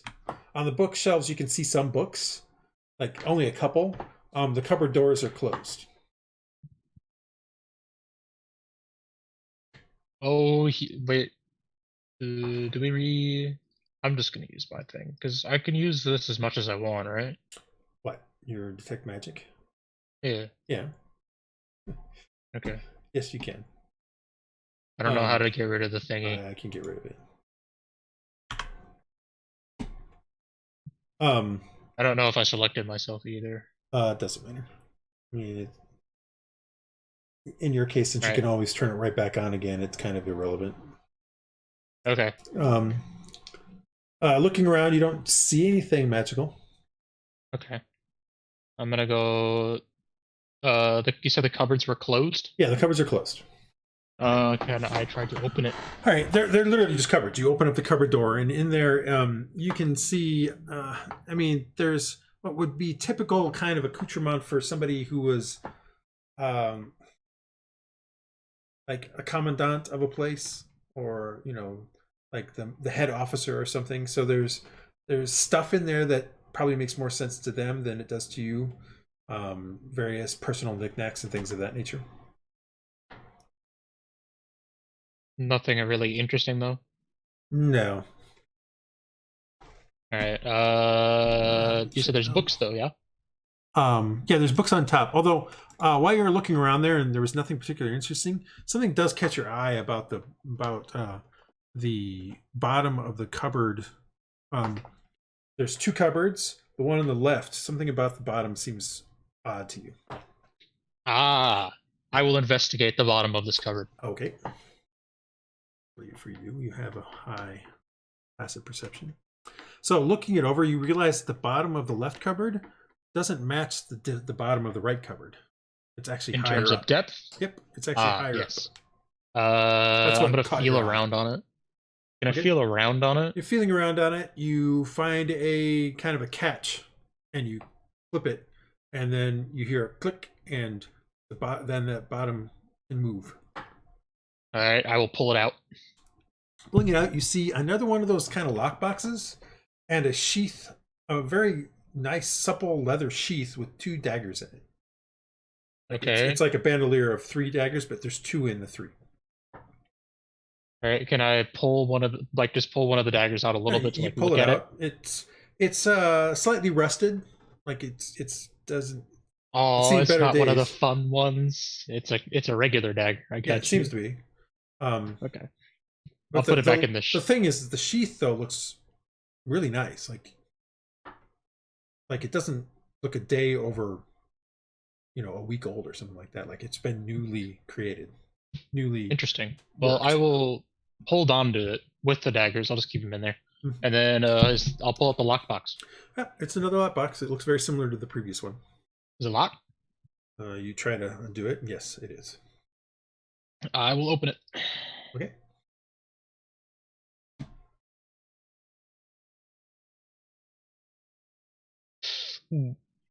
Or not. You work at it as hard as you can, and plink! You broke one of your picks. You have one more use of that tools. That's strange. Mm-hmm. Can I try again? Sure. You use your dagger to kind of work that thing back out, and then you can the piece back out, and then you can try again. This time, as you do it, you figure out where you went wrong the last time, and sure enough, click, pops open, and inside is a lot more gold coins than in the previous one. All right, I'll just pocket that one. I'll just close it up and then put it into my stuff. Then I'm gonna put the false bottom back on and then close the cupboard.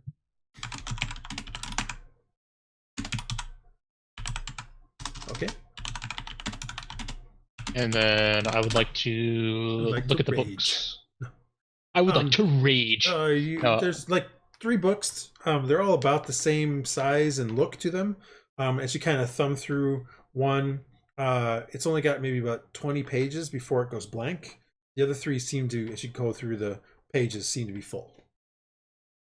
Do they look more like, they seem more like a diary set kind of then? Yeah, maybe a log. Or maybe less a diary, more like a journal set kind of thing? Be a log of some sort. Okay. Can I read it at all? Give me an intelligence check. I mean, it's definitely Dwarven. It's just, again, ancient Dwarven. There we go. I can read it. Looking through it, you kind of do some spot reads here and there, and some of it just seems to be, daily kind of what happened here in the gatehouse.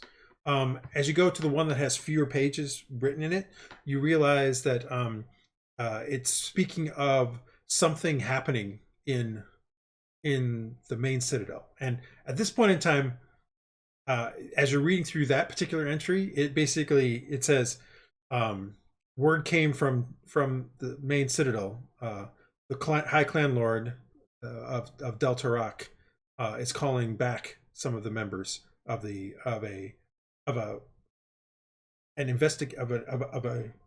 exploration party that went deeper.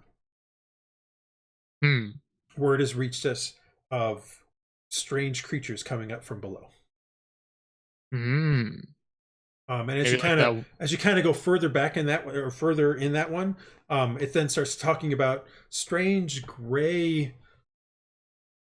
viney gray creatures that puff out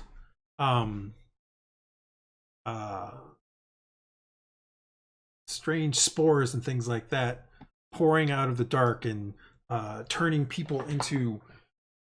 He sort of says zombies, but that word doesn't seem right.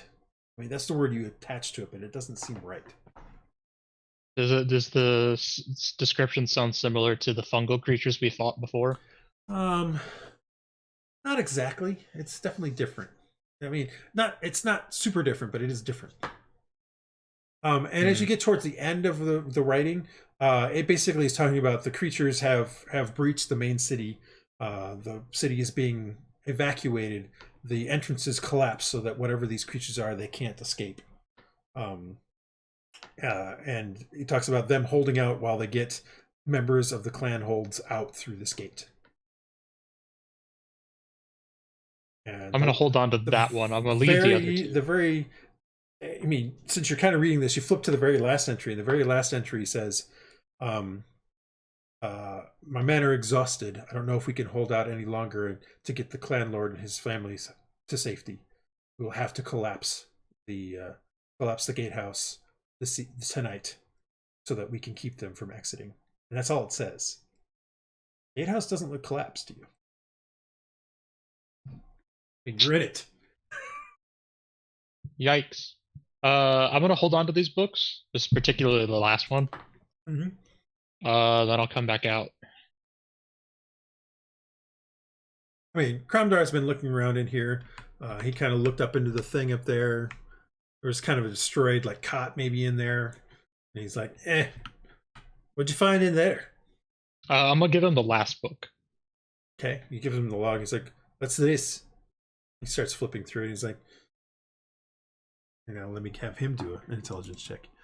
Can he read it? Well, I mean, again, it's ancient Dwarven. That's right. I'm going to tell the dwarf what it says. He's like, oh, you found a logbook from the gatehouse. Oh, this is interesting. Excuse me. Sounds like something strange came up from below. The dwarves, they delve too deep. Sorry, I'm just kidding. Technically, it had to be said. It had to be said, though. Sealgair, you're kind of looking over some stuff while you hear him say the dwarves have delved too deep, and you feel a little bit of a cold breeze pass over you, and for a brief moment you hear the winch that's next to you working, cranking, as if there was lowering the gates. And you hear it for maybe a second or two, and then the cold air recedes, and you don't hear it anymore.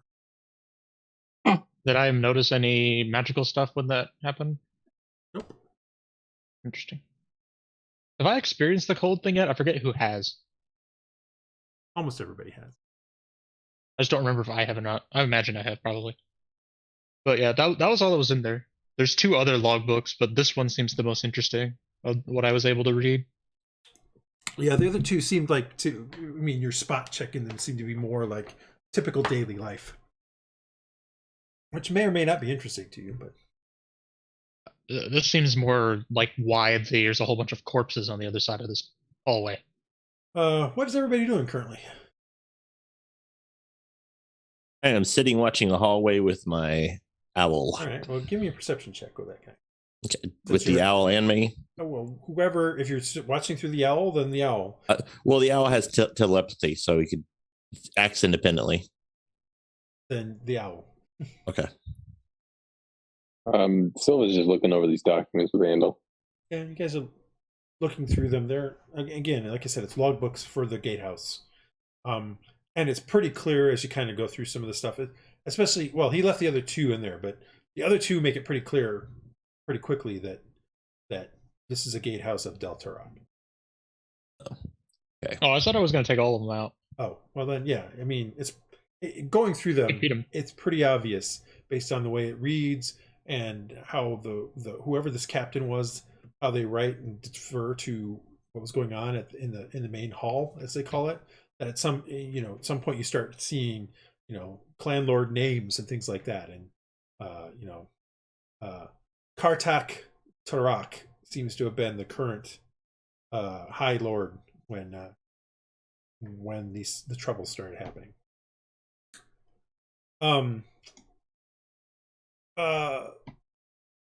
The bird pings you. It feels like it saw something move further down to the north, further up the hall.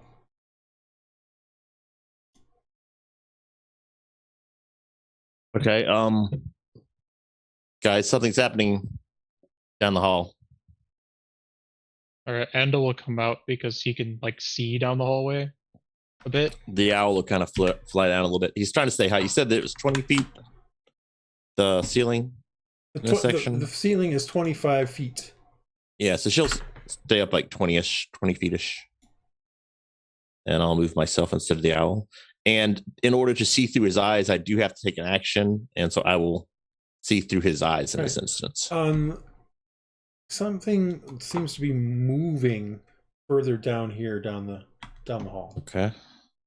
And at that point, as you're flying over it, you notice some of the corpses are starting to rise up. And we will do an initiative.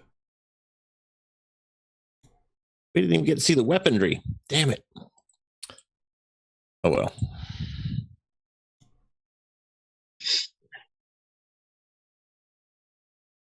All right, let me make a combat.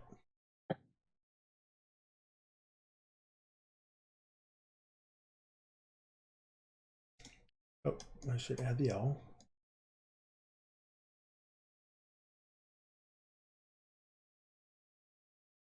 I add the owl. What do you got? Hidden again. Yeah, he's easy to get hidden. No, it wasn't the owl that got hidden. I accidentally hid. There we go. Now the owl's on there. Okay. And you're on there. And Morgoth.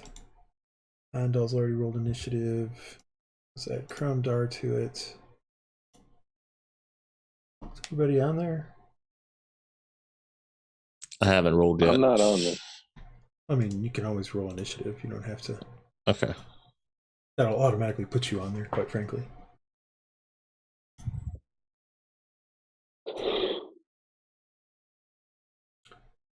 I'm going to roll them individually this time. The owl actually doesn't have a way to roll initiative, or maybe it doesn't have any bonuses. Well, I just rolled its initiative. All these bloody dice are on top of my the owl sheet. No, I just rolled the initiative for it. No. Oh, you did roll for it? Mm-hmm. All right. Let us pick this up. So your bird starts to notice the creatures are moving. Yep. And movement has changed to combat turn. So now you can't move yourself until it's your turn. Which one is this one? All right. Half its move is to rise up. So then this thing goes 1, 2, 3, 4, 5, 6, stops there, or at least gets to there. This one, you see another skeleton.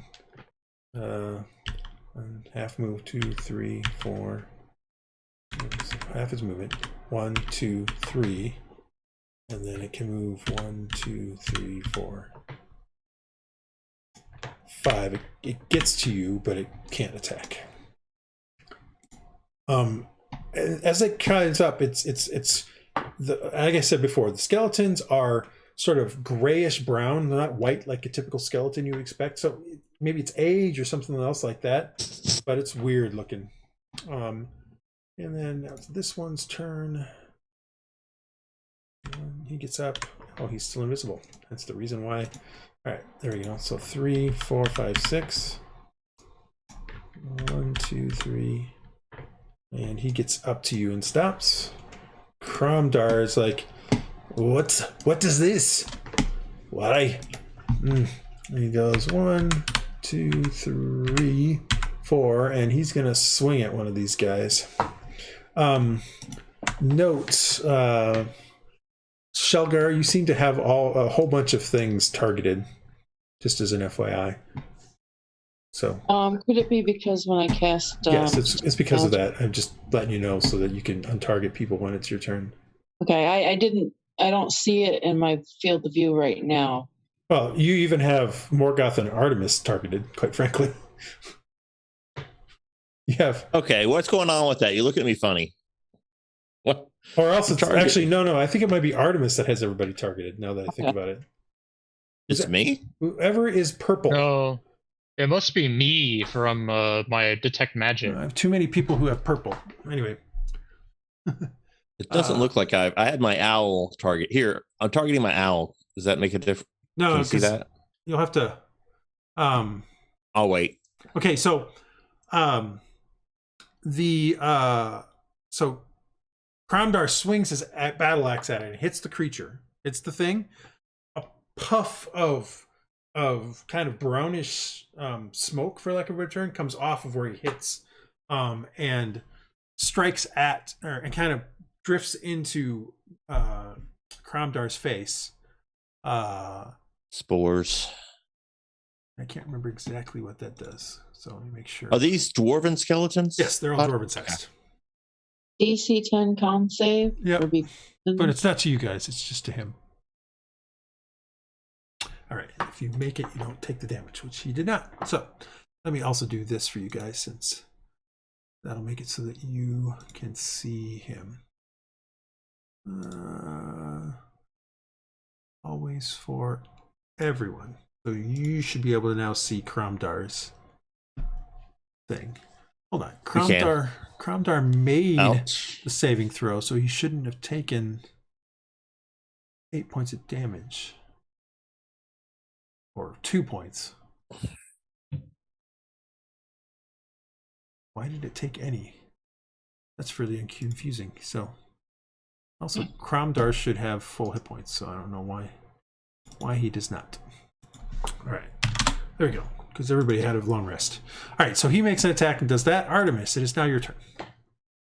So these creatures have come forth. You saw a strange kind of puff when he hit it.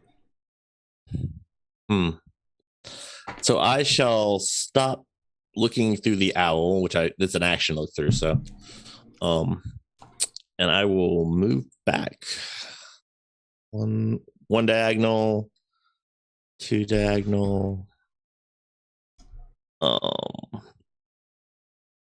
Can I see over that wreckage to the one straight across from me?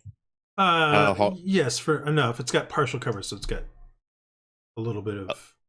Okay, so it would have partial cover there. Yeah. So let me fire before I do that then.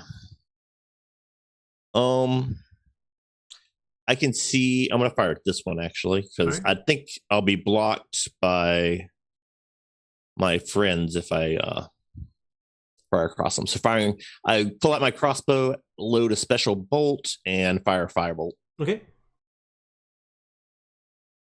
Fires off the guy, hits it. And wonderful. I had to do a response. Actually, you hit it, and that the creature catches fire a little bit, Okay. and it flares Good. more than you were expecting. Well, that's good. So that was my action. My bonus action, fire up my shillelagh. Okay. And that's the only weird thing about the way my alchemist firebolt, because technically I'd have to reload the crossbow, but the firebolt's actually a magical spell, so I'm assuming we're good with that. Well, You follow as far as reload? You can always. I can always just throw a firebolt, but No. My point is that you part of the action of attacking with a crossbow is loading a bolt. So okay. it doesn't matter. Okay, cool. I mean, it's not like you can fire 2 firebolts in a round. You're a wizard, not a. Yeah. You're a wizard, Aerra. You're not a. Well, it's just that technically you have to have 2 hands free to fire a crossbow, to load a crossbow. It's hand crossbow. So now I have a shillelagh in my hand and a hand crossbow. Flavor. Yeah, I know. It's just okay. I'm done. All right, Sealgair.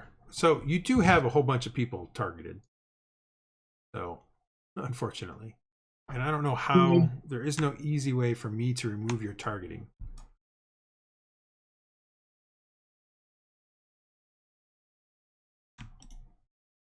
Yeah, like you're gonna have to go through and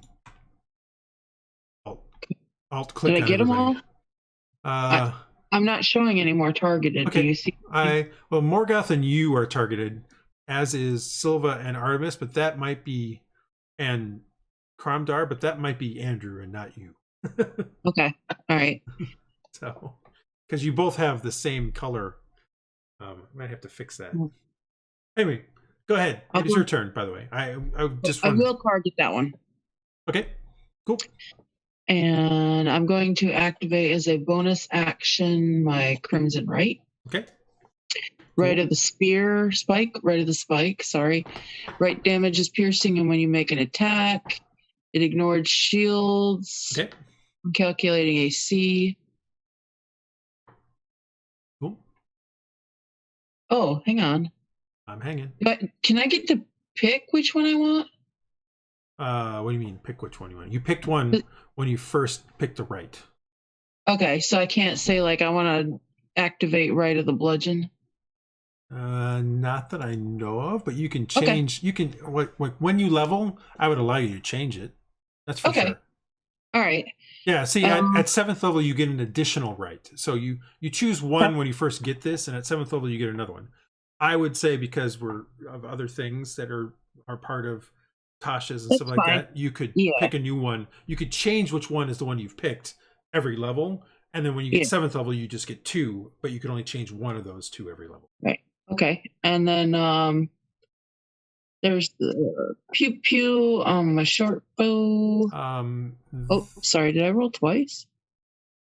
Yes. What happened? You did. Okay. Maybe you had an advantage on or something. No, she just accidentally rolled twice, so now I gotta fix it because it's. Wow, it's the same exact thing. What happened there? Well, it did it twice though. You just happen to get the same roll twice. That's all. Oh, okay. All right. And that was for my short bow, and then the hematocrit. I got to subtract 1 point of blood, and then now that comes off my hit points for activating my Crimson Right. And this is the hematocrit die for damage because I hit, and that's 4 damage. And I take 1 point for my right. Yes. Okay. Your arrow did not seem to do as much damage as you were hoping. Okay. It kind of skids off a little bit as it hits it. Is magic.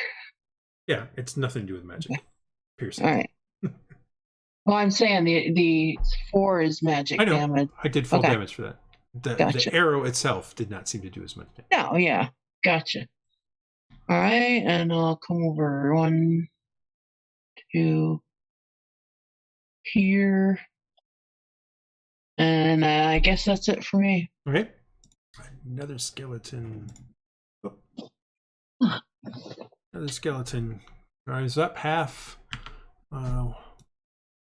3, 4, 5, 6. 1, 2, 3 gets to there, and that's all you can do. It's the owl's turn.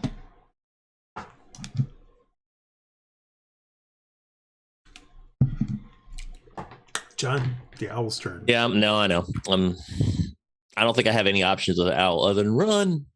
Well, it's up in the air, so I'm not. Yeah, no, I know. It's not in base to base with anybody. In fact, you said it was 20 feet up. I can do this. Yeah. I can do that, and then it really is 20 feet up. Okay, the owl just goes and is flying around there. Okay. Another skeleton gets up. 3, 4, 5, 6. 1, 2, 3, 4, 5, 6. Gets to there. And then another skeleton gets up. Ooh, actually, John, you should have had disadvantage on that attack, but oh well. 3, 4, 5. Oh, because he's 6. in wreckage. Yeah. No, because he was still getting up. Like until his turn, he's not up. Oh, gotcha. One. Wrong guys clicked. 2. He gets to there. Actually, does this advantage count for spell attacks? Yeah, and it's a ranged attack, so yes. Ranged attack, so good. Okay. But it's fine. It's fine. No, it's fine. I just was curious. Andal, you're up. Slowly, these creatures are starting to surround you. They don't like fire. That's not very nice. I don't enjoy this. And they're definitely dwarven skeletons, is what they are. I mean, I'm using a skeleton kind of picture, but they're dwarven skeletons. Yeah.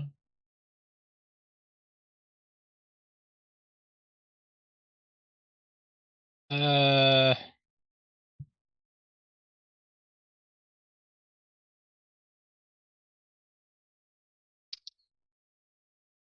does this work again? 1 second. How does what work? Am I even holding anything right now? What are you talking about? Oh, I'm probably going to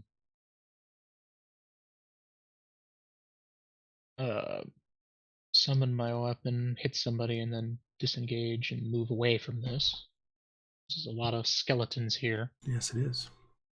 But I don't remember if I'm holding. I don't know if I'm holding anything or not. Trying to figure out what I have in my hand.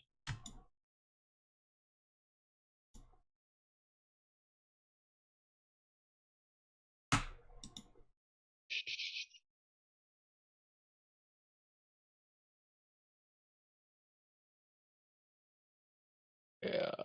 Okay.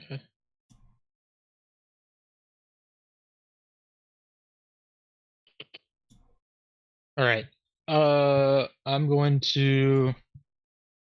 I don't have anything in my hands, so I'm going to summon a bludgeoning type weapon, probably like a hammer or something.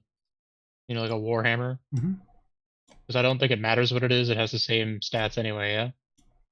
Correct. And I'm gonna hit this guy. Okay. I don't know what the roll is for that.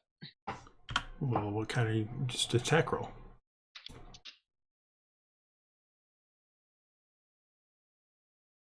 Let me that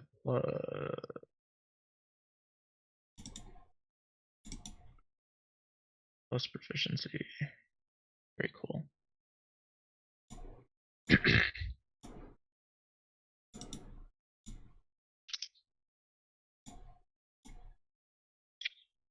That's pretty bad. You miss. Nice. Then I'm gonna use. Where is it there? We'll use cutting action to disengage. Okay. And then move to right here. Okay. And that will be my turn. All right. Morgoth, you're up. All right, let's do this. Cromdart's the only one in there fighting. Up in there. Oh, it's his home after all. Mhm. I mean, I was fighting, but No, I'm not I gonna expect stand he's there. currently up in there. No, yeah, I mean, it makes sense. Buddies ran away. I You mean, had a bunch of archers and wizards. I don't want to do this. I don't know. How do you want to do this? I don't know. That's what I'm thinking. See, if I go up, then I'm gonna die. Why would you die? You've got like a 20 armor class. Oh, that's right. Well, only an 18, but you know. Okay, you've only got an 18 armor class. Charge! I mean, you can go right there and just attack the one that's to your left. That's what I was planning. All right. Target him and What give level him a am I? shot. Dang You it. should be 5th level. Oh, really? Yes, everybody's 5th level. Oh, really? I mean, you don't have to be 5th level. You can stay 4th level for a few more sessions. That's fine. No. Then be 4th level. Actually, technically, I was looking at it. It's only been 4 sessions since the last time you guys leveled. So technically, it's really about 2 or 3 more sessions before I let you level. Yeah, I think actually we are level 4. Okay. I was Unless about to you say, move I us thought up. we, Alright, you didn't tell us level 4. level. That's fine then. I thought you guys had you guys level 5, but that's fine. Oh, my. Yeah, because I'm still level 4 as well. Since Yeah, the I'm still whole level thing. 4 too. All right. You get the creature. You hit it, and Ew, it some just stuff comes Gooped me. gooping out of you. Yes. Which you fail, so you take the damage. It's only 3 points of damage though. So you take 3 points. It takes. Oh, come on. I have a +5. How do I feel? Oh, it's slashing, so you do the full damage. Yeah, you slash it back with what kind? Hold on, what kind of damage is it? What's your extra damage? My extra damage, I will have a fire. Since not Marcus, Well, Artemis did you said put a that fire pellet into it? well. Did you put anything in it? I did say something before No, you, I but know, I don't know I when you know, put it. but Yeah, no. It's a you're right. bonus action to load a pellet in. What kind of I pellet have- did you put it? So, I bonus actioned to put in a fire pellet. All right. Well, in that case, then it didn't do the mold burst because it can't if it's fire. Ooh, it's got a So little +3. Well, I just gave your damage back, I know, it looks cool. Anyway, and I will How- remove this, and I'll remove this, and I'll remove this because none of that happened. All right. how long does the little pellet last? 1 minute. So Okay. 10 rounds. And remember to mark it off. Right. All right. Silva, you are up. All right, Silva's gonna cast Firebolt on the guy that's put next to Cole or next to Morgoth. Okay. I got it. I got him targeted. Okay. Oh, Oh, unfortunately, it misses to the side, and it's kind of skims across the thing. In fact, it actually hits the light as Does it's it? going through. Yeah, it doesn't seem to damage it enough to cause it to do anything, but it does flicker for a little bit before kind of going back to normal. Anything else? nope, we're just moving right here. All right. And the last skeleton, the last skelly, stands up. 3, 4, 5, 6. 1, 2, 3, 4. He gets in front of the buddy he was there. That's the end of that guy. You do notice that this one kind of further in the back, one up here, does look a little odd in comparison to the other ones. So I think that's the right one. I named them all skeleton. Yes, that is the right one. A little bit bigger. A little bit. It's just different about it. And we pick up the next round. And I believe, actually, it's his turn. In fact, it is. This creature, or this one goes 1, 2, 3, 4, 5. And then it does the following. It does this.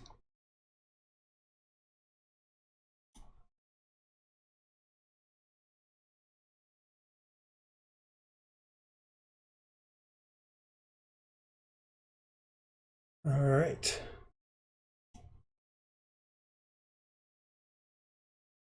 So it comes forward and it opens up, its jaw kind of drops, and out comes this cloud of spores and dust and things of that nature. It cuts across, and Morgoth, you fail the saving throw. So you take 10 points of damage, and you now have the poisoned. You're now poisoned. Morgoth actually, or Kramdar actually makes it, so he only takes half damage, which he only takes a quarter damage because it is poison damage, and he's resistant to poison, so he actually only takes a quarter of it. And that is the end of that skeleton's turn, and it is now the skeleton's turn. He can't do anything because he's got buddies in the way.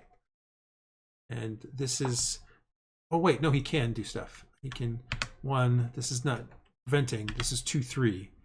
So now he's up on top of it. And now he's going to attack Morgoth. And with his short sword, because he actually has a short sword. And he misses. Imagine that.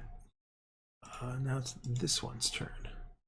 This one is going to attack Kramdar, also with a short sword.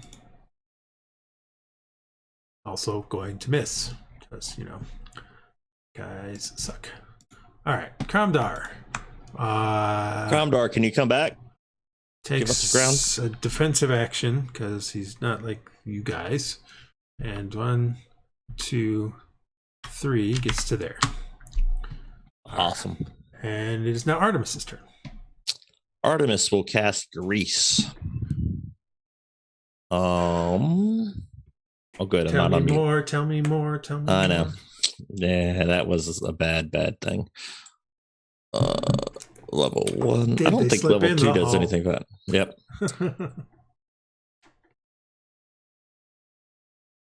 Tell me more, tell me more. Did the skeleton fall? Well, I hope so. Yeah. There you go. Right there. Yeah. Okay, I wish I hadn't done this now. All right, so 2 of them succeed, 1 of them, and 3 of them fails. So here's the problem. I don't know which 2 succeed. Well, can't help you there. It doesn't tell me. It honestly, 1, 2, 3, 4, Pick 2. 5. It doesn't actually tell me which 2 succeed. That's kind of bad, actually. Are you doing anything else? To my standard brave thing of moving back. Oh, jeez. Okay. I'm done. All right. Okay. So now I have to and your grease stays there, right? Yeah. It is 10-foot square. Yeah, when it's difficult terrain and when Oh. they enter in their turn there. Okay. All right, Sealgair, you're up. I have no idea which ones. What happens if they succeeded? It's just difficult terrain. If Okay. they fail it, they fall. All right, so hold on. Let me figure out. So 3 of these guys have fell, even though it didn't change their thing for them. So Okay. I'm going to pick this one. He is now prone. This one, also prone. And we'll pick this one. Prone. There we go. The one that I'm targeting is prone. Yes, which means it will have you will have disadvantage on the attack. If I target again, I won't. Yeah, if you target him again, you'll have disadvantage on the attack because of it being prone. But I'm not going to target it again. that's fine. Just letting you know. Hey, where's... Oh, there she is. Okay. I shall target a new guy. Okay. Cool. Bing. And we'll go ahead and I'll do short bow and let a crit die. And Unfortunately, that misses. okay. All right. And I don't think I have any bonus actions worth talking about, so I guess I'm done. All right. So this one now starts its turn in it, and it's already Yeah, prone. it's just difficult terrain if he starts his turn in it. So when he ends or moves through it. All right. So first he gets up, which is half his move, and then he will attack Morgoth because he's not smart. So he attacks. Oh wait, that's the wrong guy. So I've had the wrong guy. Hold on. That doesn't make any sense. Oh, this one's prone. Got it. Okay, so this one was prone. Ay, this is getting bad. So this one gets up, comes to here, and then attacks Morgoth. There we go. He's no longer prone because he got up, but he'll probably fall down at the end of his turn because he's still going to be there. And then he attacks Morgoth with his short sword. And he rolls a 1, meaning he drops his short sword. He doesn't use a bonus action to pick it up because he's a skeleton. So it is now the end of his turn, correct? Yes. Which means he needs to make a saving throw again. Trying to figure out how to print that up so you can see that what easily. saving throw is it? Dexterity? It is a dexterity saving throw. All right. And it is... And I'm a 13 on DC. And he makes it. So he's just still in that. All right, the owl's turn. The owl is just going to do more of the same. Okay. Now it's this skeleton who starts his turn in it. So it's just difficult. It's just difficult terrain. So 1, 2, 3, and then he attacks Cromdar.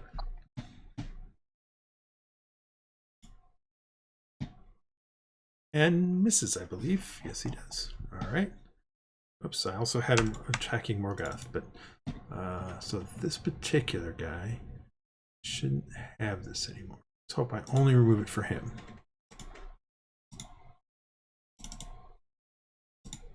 Yes, cool. Just removing a short sword from somebody so they don't have it anymore. This one attacks Morgoth. With his short sword. Misses. And then he maneuvers to here so that next turn he can get flanking bonus. Not that he really knows about it. He's just trying to move closer. Andal, you're up.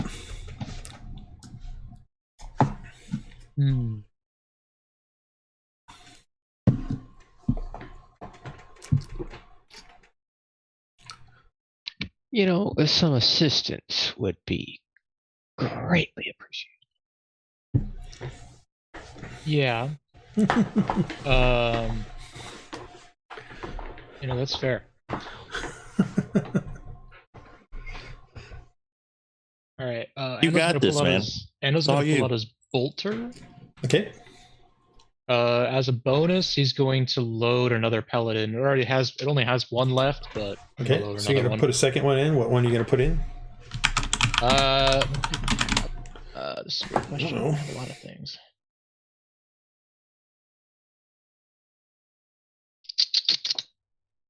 I'm gonna put a multicolored in,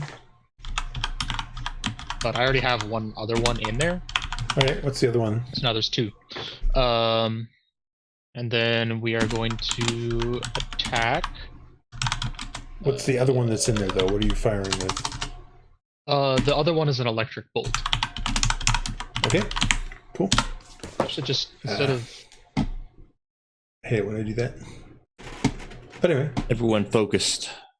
I'm going to select that guy, and then I'm going to roll... Okay, that sucks. What is the roll for this? D20 plus proficiency plus dex? Yeah. What is my dex? You Really? rolled a 1. You drop the weapon, or it jams. You have to clear it out. You have to actually eject the electric thing, and it's been spent. That's garbage. Which means you don't even have a bonus action to pick it back up. You can use your move action to eject it and get it prepped for the next round. Yeah, I'll just use my move to do that. I'm not moving anywhere. All right. Morgoth, you are up. You have disadvantage on your attack rolls because of being poisoned. Okie dokie. Oh boy. Wow. Alright. Still gonna attack the wee lad. Okay. Oh, it didn't roll with disadvantage.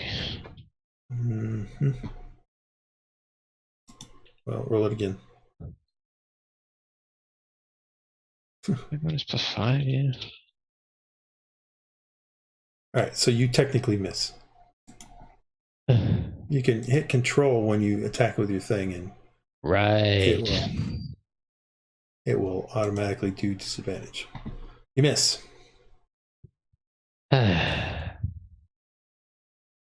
Well, If you want to, okay, now that's the end of your turn. You can make another saving throw to get rid of the poisoned. I'll do that Constitution, yeah? Yep. Nope. You're still poisoned. All right. Must be like my strongest stat. Yep. Silva, you're up. All right. Let's see here. I am probably just gonna do the same thing as the last one. Miss. Let's cast. I'm gonna target the same guy. Mm-hmm. And I'm casting Firebolt again. And Missing again. I don't need to move. I'm fine. All right. All right. Last skeleton attacks Morgoth. And the short sword. And actually hits, I believe, this time. Of course, it's now taking a while to think about it. Oh no, it asked me if I wanted to do protection. Ah. And you said no to? Well, no, I can't enforce disadvantage for an attack that's not on for an attack that's on me. Right. All right. As that one ends, Artemis, you hear the grinding of stone on stone as you turn and look behind you, and you see the two doors are starting to close. Of course. Top of the round. This guy starts his turn there. 1, 2, 3, and actually did his thing recharge? What's difficult? Says he. Oh, you're correct. So 1, 2, 3, 4, 5. He can get to there still. Yeah. But did his feature recharge?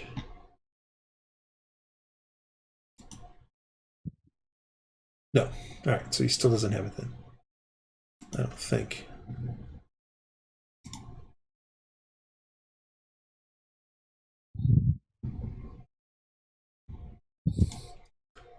That completely changes what I'm about to do.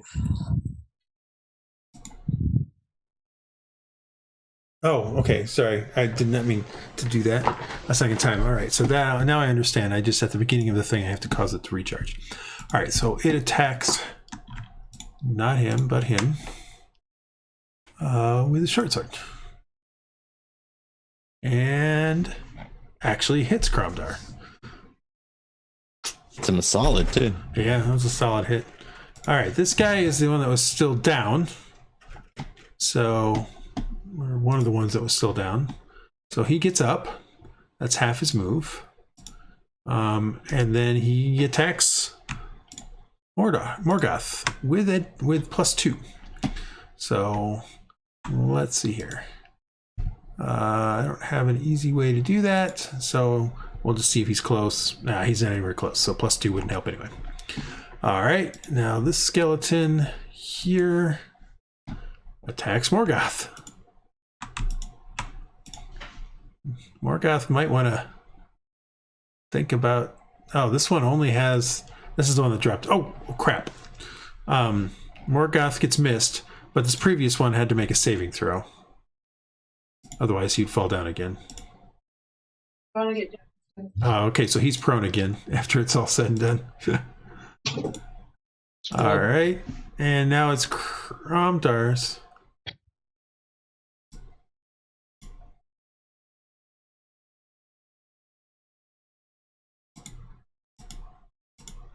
That was interesting.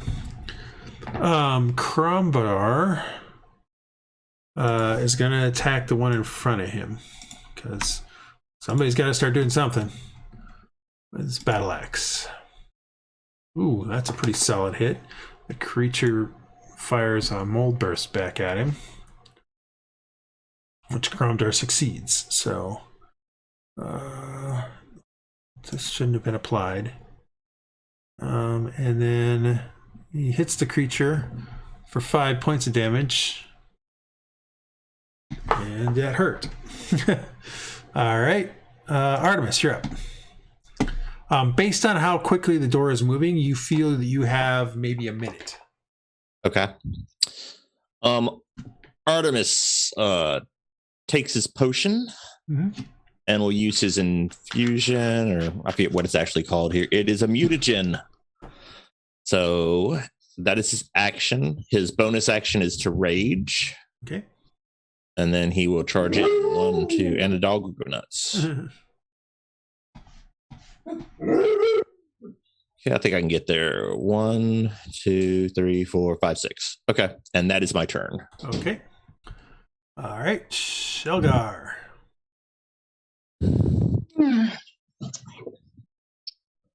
Oh, skilly. Lots of skellies.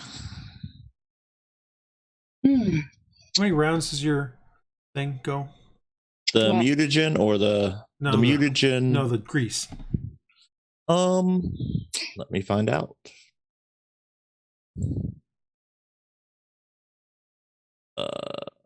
1 minute. It's already been 3 rounds, 2 or 3 rounds. 2 rounds, I think. Okay. Kept on asking me what I wanted to do with the template, and I was like, oh, I think it's yours. So anyway. I'm using the enhance ability. Yep. No, I understand that. I just Sealgair, you're up. I changed my target, and I am going to. Whoa! What was that? That's Artemis activating his thing. Oh, okay. Yeah, but had everybody attached. Had a whole bunch of people. Oh shit! How did they have? Because you had them all because the targeted. grease. Yeah, you targeted because the grease. It didn't do anything though. It should just give him 4 temporary hit points. Yeah, it did. So, but I can undo it. Sorry, guys. No, it's all good. I didn't realize that would. I was still had him target. You want to give yourself 4 temporary hit points, but yeah. Actually, you didn't have yourself targeted. I didn't. So I'll just give myself 4. Well, I'll do it now here real quick. Okay. So you have 4 temporary hit points. There we go. All right. We're all set. All right. Sealgair, I'm sorry. Your turn. I go pew pew on my new target. Okay. That hits. All right. And that for the hematocrit damage. An extra point. And I'm going to move back a little more. All right. 1, 2, 3. Excuse me. Yeah, I'll come back here with Silva. Hi, Silva. Did Morgoth move? No, he didn't. As you get back there, you see that the doors are closing.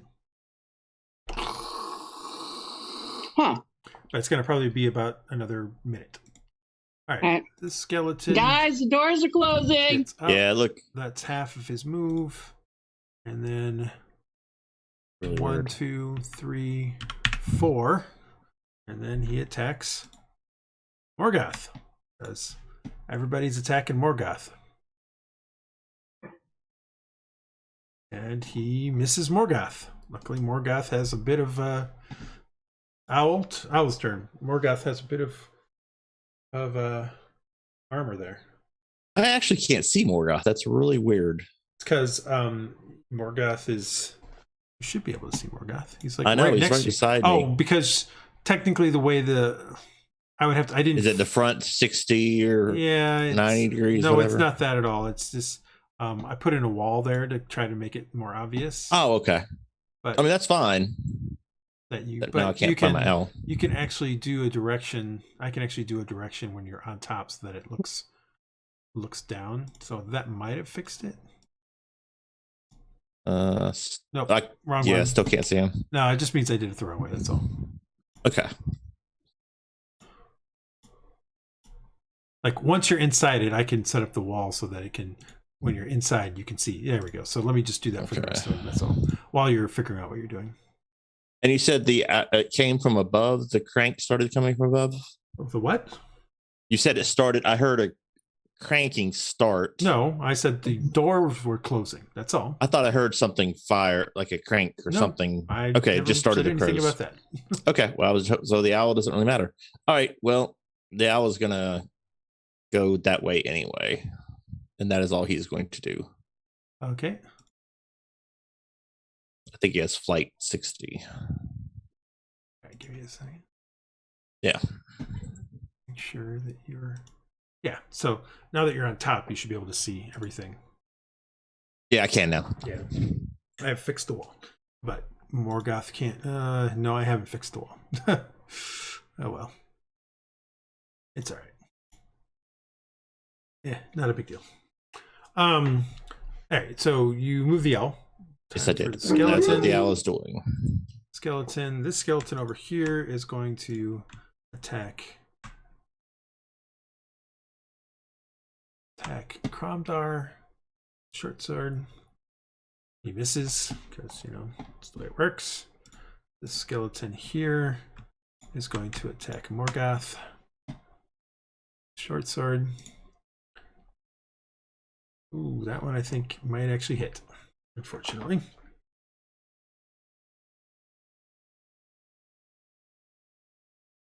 Morgoth takes some damage. Andal, you're up. Morgoth is tanking, but he can only tank so long. But Andal, it is your turn. Loading another multicolor. All right.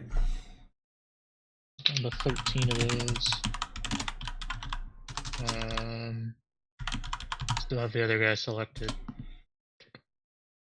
Let's try again.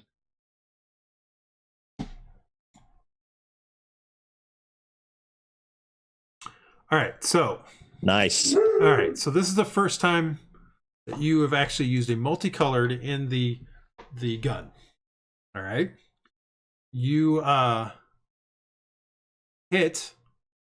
Normally it would do 1d10. But because you use a multicolored, it's 2d10. And because you critted, it's 4d10. Nice shot. Get some more of those. So roll 4d10. Oh, I think we need him to open the door. Yes, there's also that. So you do 18 points of damage to the creature. That creature goes down. Excellent. All right. Anything else, Andal? What else can I do? I can't really do anything else. Yeah, that's it. Okay. Morgoth. I guess I'll pace. Actually, I'll pace backwards a little bit. Crap, it's not my turn now, isn't it? Okay. As you move backwards, you notice the door is closing as well. Well, I can't because you changed the turn before I did it. Sorry. Well, next time, do your turn. Sorry. There we go. All right, Morgoth, you're up. All right. We are going to do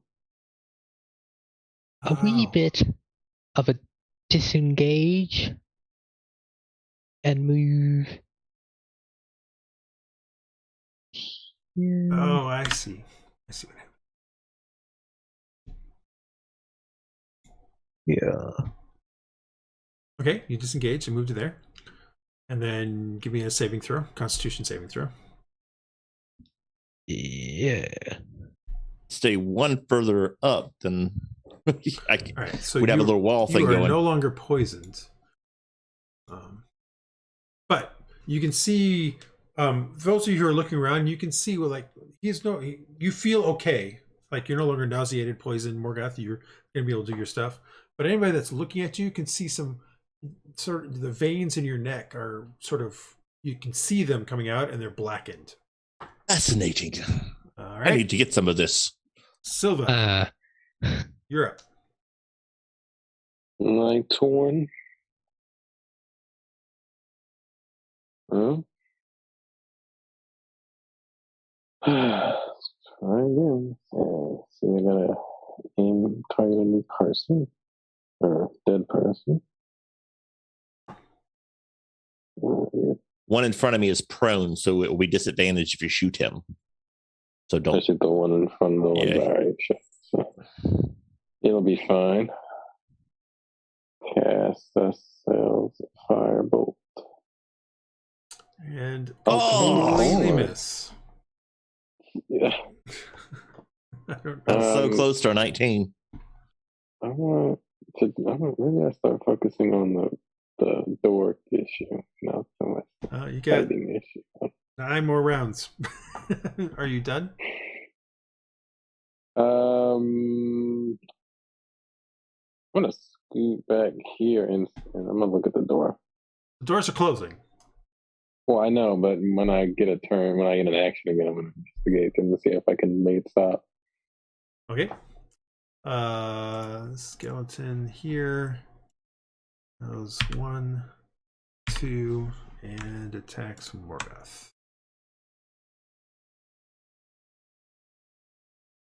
And misses. All right.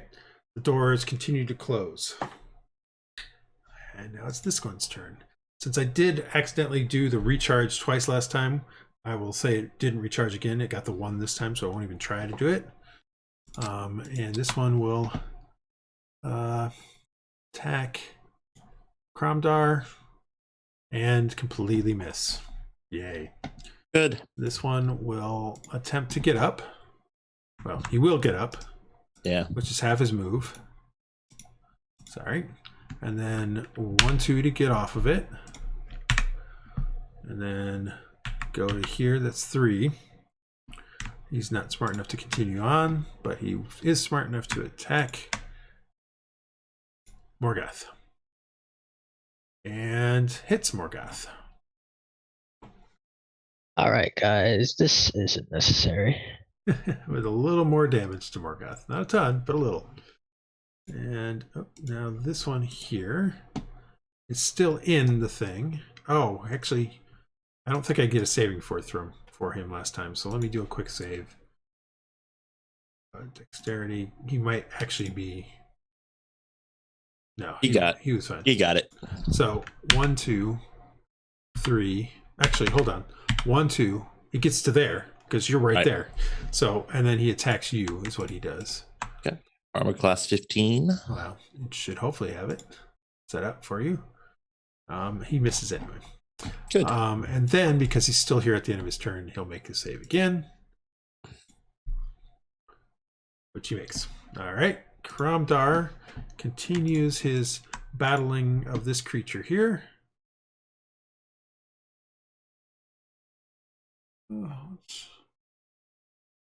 Battle axe. He misses. Artemis, you're up. So does the one to my immediate left look? Is that the one Kromdar's been hitting? Yes. Okay, I'm going to target him with my shillelagh. Let's see if this works correctly. But it's supposed to use my spell casting rather than... Well, no, you're just not attacking. Yeah, okay. Well... You still need to attack with it. Yeah, it's not in the attack section. It was in the... I'm seeing if it's in the attack section at all. No, the whole point is the spell itself should apply something to you, which then makes it so that when you attack with a staff... Okay, got it. There you go. So attack with a staff. Okay, so... But it's not going to apply it correctly because you didn't... Right. It's not set up correctly. Oh, I missed it anyway. Yeah, you would have... Well, what's the additional bonus? This is only +1. So I'm additional +3, I think, for my spell attack. Okay, so yeah, it does not hit it. Okay, and then I'm going to use my offhand attack on the same one. Mm-hmm. And let me get to the... that didn't go well. Also misses quite a bit. Yep. All right. So I guess I'll just stay there. All right, Sealgair, you're up.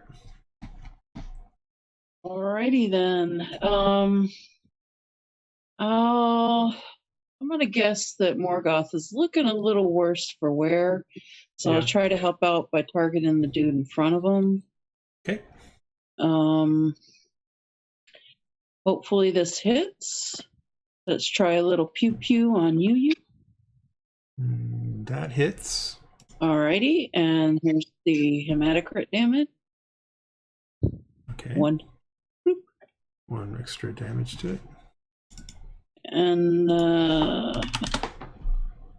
just move up a little here. And that's my turn. All right. The skeleton here. Can't get into anything. All right. So it stays there and does nothing. Owl's turn. Oh, wait. No, that's not true. Hold on. I forgot that it can. The Artemis is right there, so it can attack. Yeah, I'm right there, and I'm in the wall. Remember? No, you're not in the wall. You're on the I thing. know. It can still hit you. I know. It attacks with a short sword, and it hits. That's definitely a hit.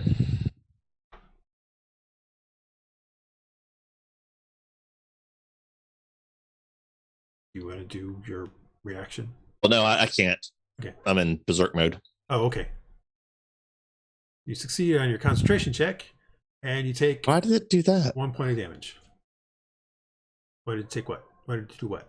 I'm not sure why I rolled a concentration check. Because technically your alter self is concentration.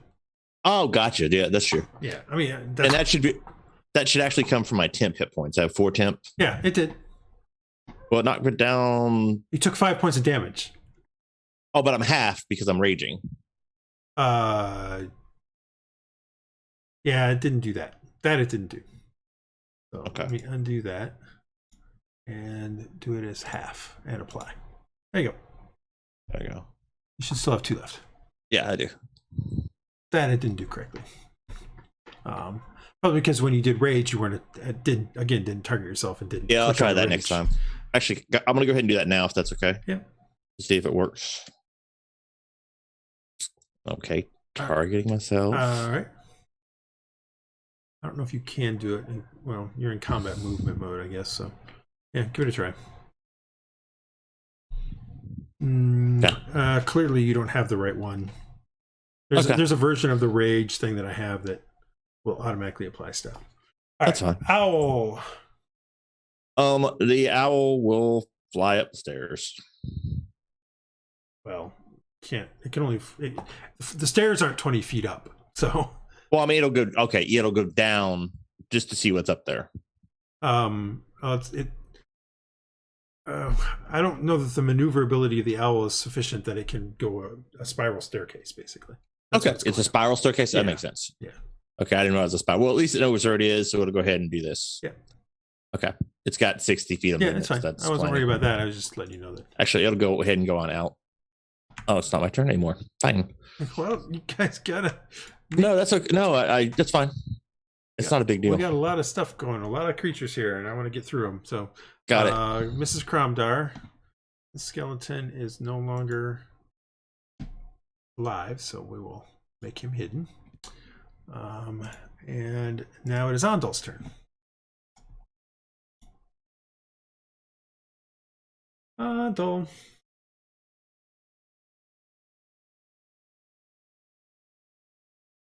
You're talking, you're muted.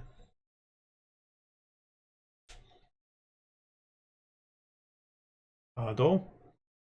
Andrew. Hello. I am And here. your character's name is basically your name. Yes, I know. And you're struggling to Bonus action, loading another. multicolor. Yep. So just to be clear,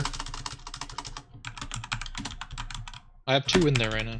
yeah, no, but you weren't here for when they opened the door. It takes 12 pellets to open the door. So Of a if you single keep type or using them, total Pardon? of a single type or total. Total. Doesn't have to be the same type, but 12 total. Okay. I mean, I have a lot in my inventory apparently. Like in the list of stuff, I have a lot. Letting you know. Yeah. I'm trying to help out a little bit. I understand No, that. I but appreciate the the door gunshots, is but yeah. closing, and you I know have it to have is. 12 of them to open it. We have more than enough for right now, but it will. I understand. All right, so it is still your turn. You bonus action to load another multicolor. Mm-hmm. So you I'm have going 2 in there. to get this guy. Who this guy is, but you miss. I miss? Yeah, it's a 15 armor Cringe. class. Oh, that sucks. Okay. Anything else? I mean, we are getting ready to leave, right? We're getting ready to walk out the door. I don't know. It's up to you guys. I mean, there's a couple metal doors that you haven't done anything with. There's an entire hall to go down. Well, if There's we walk stairs out, to will go they up. eventually like go back down and then we can come back in? I don't know. I don't know. You don't know. I'm just telling you, there's other stuff you haven't done, but I don't know what you guys are doing. I don't know either. Our tanks are doing. Our tanks are doing all right actually. Maybe it's fine. With my other actions that I have, You have a move. You did a bonus. You I have a did move an and a action. bonus. Oh no, I used my bonus. You used your bonus.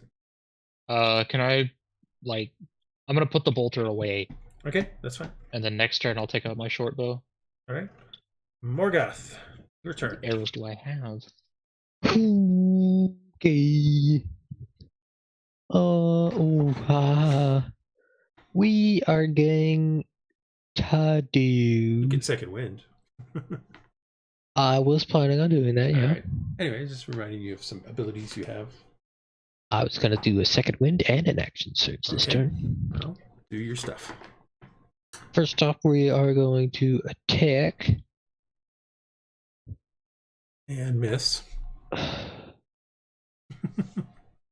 Then we're going to second wind. All right. Should I target myself for that? Yes.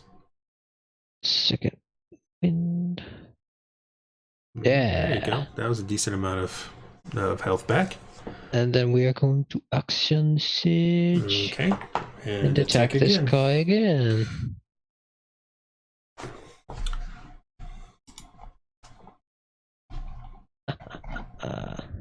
All right.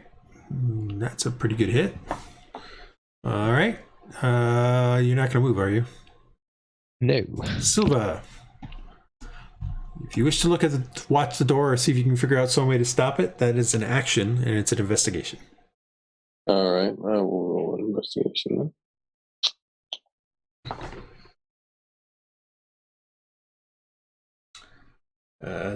As far as you look it over, it looks like the door or whatever you're not sure if it's on a timer or if it was doing something else or whatever, but it is clearly closing. And based on your investigation, you got a 10. It's been about an hour since you guys first came in here. You still have a bonus and a move. Let's see what can I do.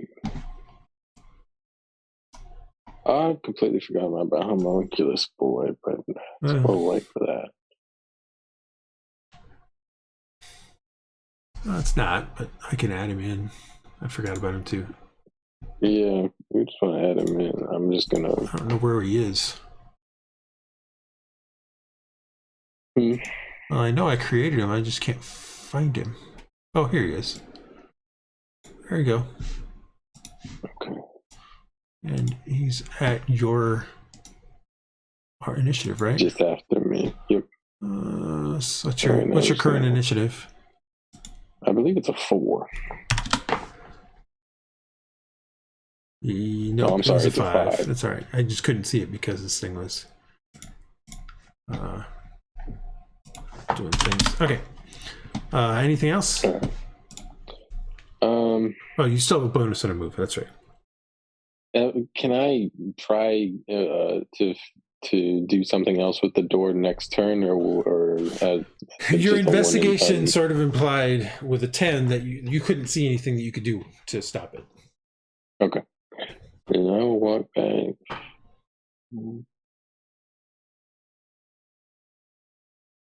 15.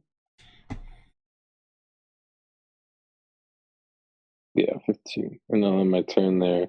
And then the homunculus is just going to move. Okay. Oops.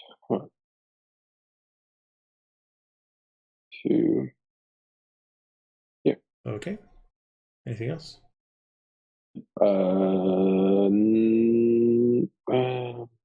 No, that's it. Because I don't have to think that. Last skeleton is going to attack Morgoth back.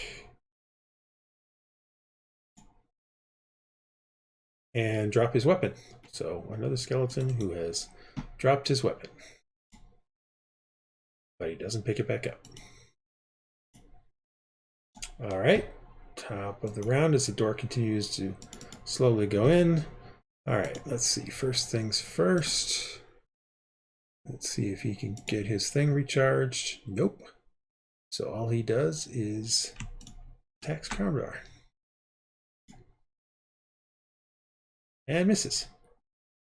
And the skeleton. The skelly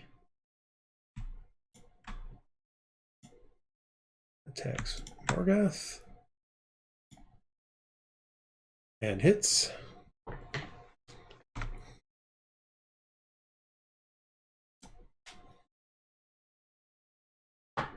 By the way, if you see the thing, you can hit close and it'll not do it. All right. And then this skeleton starts its turn in the thing. Oh, right. It attacks Artemis. Claw. And it misses.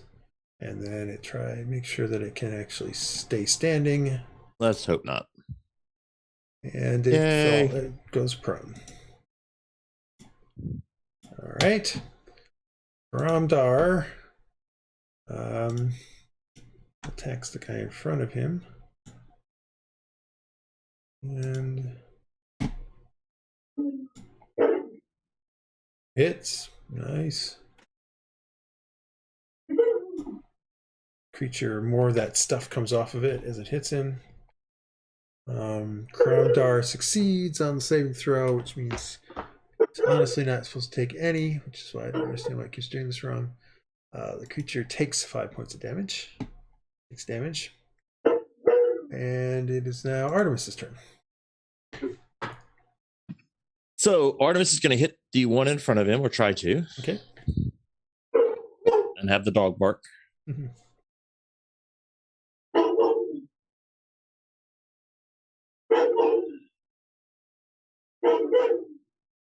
Doggy doesn't like the skellies either. Well, this is not supposed to be an easy fight, so. Oh, wait, he's warning us. The gate is closing. The gate is closing. To be fair, though, I thought you guys were 5th level, so I also made it a 5th level against 5th level characters. But so far, you're doing fine. Did you tell us to level up to 5th last time? I might have, but it's fine. We'll leave you at 4th. It's fine. So that was with advantage. So a 9 plus my 3 is still going to miss. No, it misses. 12 misses. Man, we're sucking it. I'm going to go ahead and get my shield. You can always hit Alt when you make the attack from the HUD. I was trying to mess with my dog. I knew it. I was just trying to click him. Yeah. So I'm going to get my shield, which would boost me up to a 17 armor class, I believe. With my, technically that's an interaction, but it's a bonus interaction, that's correct? Fine. Yeah, that's fine. Well, I mean, if I could do a bonus action attack and get it, that'd be cool, but it does seem cheesy as hell. So. No, you can't. I know. That's what I'm saying. Take out your shield, you can use it as a bonus action, but you can't attack. Yeah, that's and then also do it. No. Yeah. Yeah, that's fine. All right. Okay. Anything else? I'm going to step back one and take 2 opportunity attacks, essentially. Yes. All right. Well, this guy will do it, but has disadvantage because he's prone. Oh. Good thing. Technically, he missed both of you. I accidentally had Cromdar selected. And then this one will also do it, but he does not have disadvantage, so he misses as well. Okay, that worked out. All right. I'm done. All right, Sealgair, you're up. All right, still gonna try to pew pew on the guy that I'm targeting. Short bow, please hit. Yay! That definitely hits. And there's the Metacrit. How many times am I gonna roll a stinking 1? Well, it is only a D4, so. All right, there we go. And that shall be all. All right, this skeleton here moves into that spot, diagonal, and attacks Artemis. And there we go. sword comes flying at you. This time I think it does hit you. It's 15 plus 4, so 19. It does. I have to close shield, so I don't get the option. And so you did a Constitution saving throw. You're fine. 13 is still plenty for the thing. Pretty much above 10. And did it do damage half? Let's see. No, it didn't. It never does. Oh, Okay, wait. so... No. Actually, it did do damaged half. It did. No, because I had 2 temp left. No. So it does 4 down to 2. Yeah, but it shows. Oh, it shows half because it got rid of the. It doesn't show me the temp. Going away. You want me to delete those? No, Can you see them? I fixed it. Well, they're still showing up on my thing, but I'll get rid of them. We're done. Oh no! Sorry, I hit undo. Put them back because then I can. There we go. Now I applied it. It should be fine. Okay. I hit undo instead of apply when I fixed it. I got you. Owl. Owl will fly out the door. All right. Well, so at least the owl will get away. Exactly. All right. The skeleton. You moved him out, right? I did. Okay. This skeleton attacks Kromdar. And hits finally for a grand total of 3 points of damage because, my skeletons suck. Guys, we can't keep doing this. This is not a turn. Andal, you're up. All right. Andal's going to pull out his short bow. Mm-hmm. How many arrows do I have? I don't know. You should have like 10 or so. I actually don't know. I have 12. Oh, there you go. Yeah. Okay.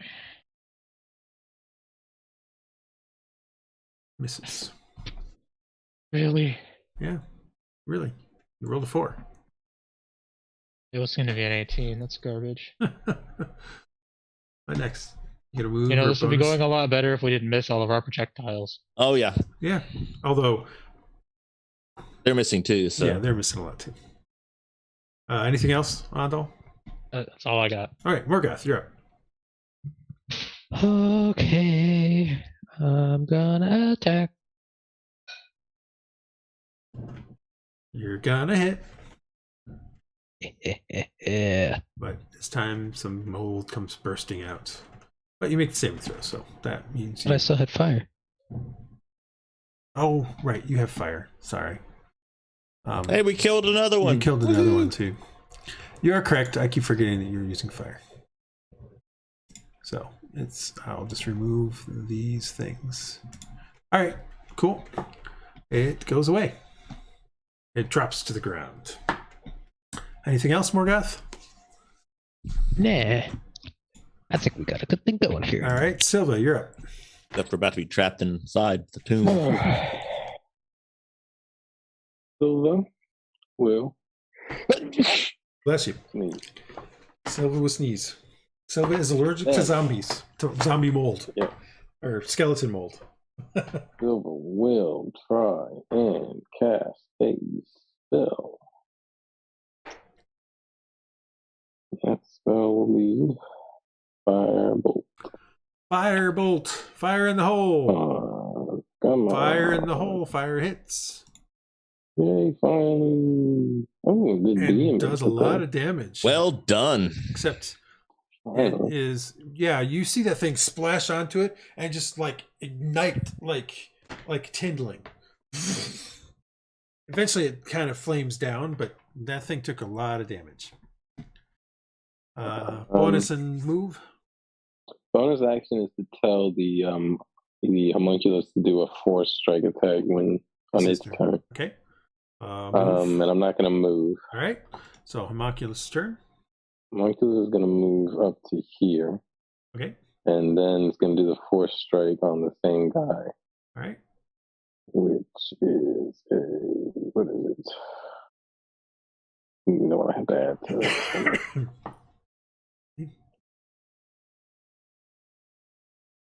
Spell attack.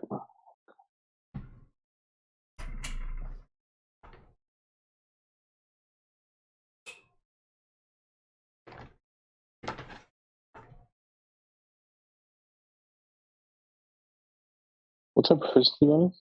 Pardon? What's our proficiency bonus? 2. You're still level 4. Okay. Oops. There we go. Oh, go. 12 misses. Well, then that's it. And the skeleton is deceased.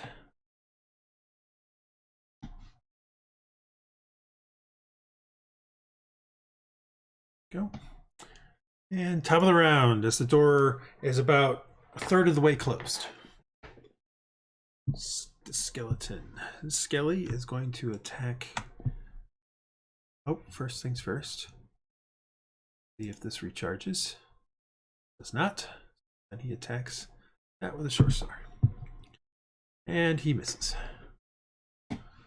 And now it's the skeleton's turn. This one is going to attack Morgoth. And he misses. And this one is prone. So he is going to get up. Just half his move. And then he is going to move 1, 2. And then he's going to attack Morgoth. Yes. Because he still has a little bit left. Here's his attack. He misses. This is great. My skeleton attacks are doing awesome. Kramdar is going to attack. Not as good as ours are doing. He's going to attack this skeleton here. And he's going to hit. The mold is going to burst out. And Kramdar makes the saving throw. Means he doesn't take any of the damage, which is why I don't understand why it keeps doing that, but that's all right. And the creature takes damage. Not a lot, but some from the attack. It is now Artemis's turn. Okay, I'm going to hit this one, hopefully.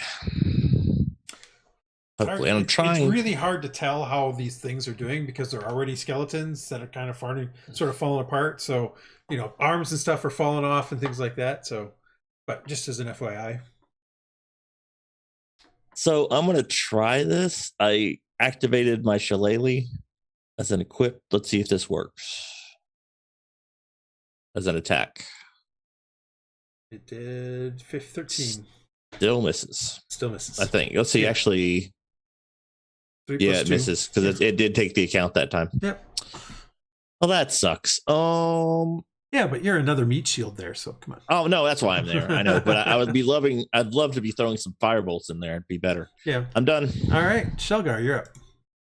All right, let's see. My pew pew guy died, so let's try a new pew pew guy. I'll go back to him for a minute. Please help me. Unfortunately, that misses. No. Yeah. Okay, I'm done. All right. Skeleton here attacks Artemis. And misses. And the owl's turn. The owl continues to fly away. Or does he just land there and wait? As the door closes slowly.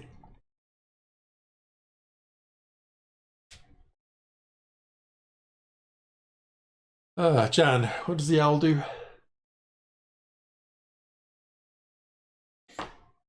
You might be muted.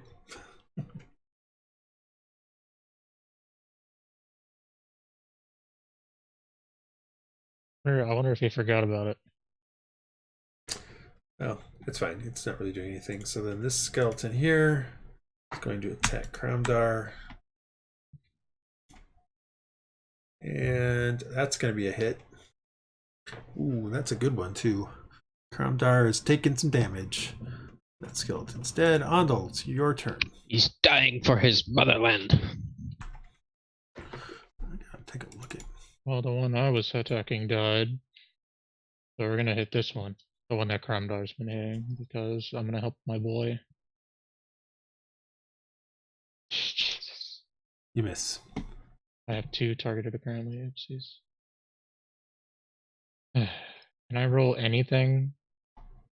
Can you roll anything for what? Just in general, rolling. I don't know. Anything else? Uh, Dice are sometimes unkind. Is that it? yeah, I guess so. All right, Morgoth, you're up. All right, let's do this. Time for these guys to die. Or not. No, that's definitely not this guy time to die. You have a Anything solar else? a sword. How are you possibly not hitting things? Oh. All right, Silva, you're up. All right. Silva's going to attack the same one. Using. Is that mold burst considered a spell? No. Okay. Oh, come on. Back to the crap. Okay. All right. Silva is going to. Wait, hold on. I'm holding. Cure wounds an action? Yes. Oh. Healing word is a crap. bonus action. Well, I guess you have to wait till next round. Morgoth for that healing. All right. But I will then I'll use my bonus action to tell the. I took hit points off because I can't be have my spell going. You can't rage and concentrate. Oh. I forgot about that, so I took the 4 points off. Okay. That But the homunculus is gonna do Okay, so homunculus' turn.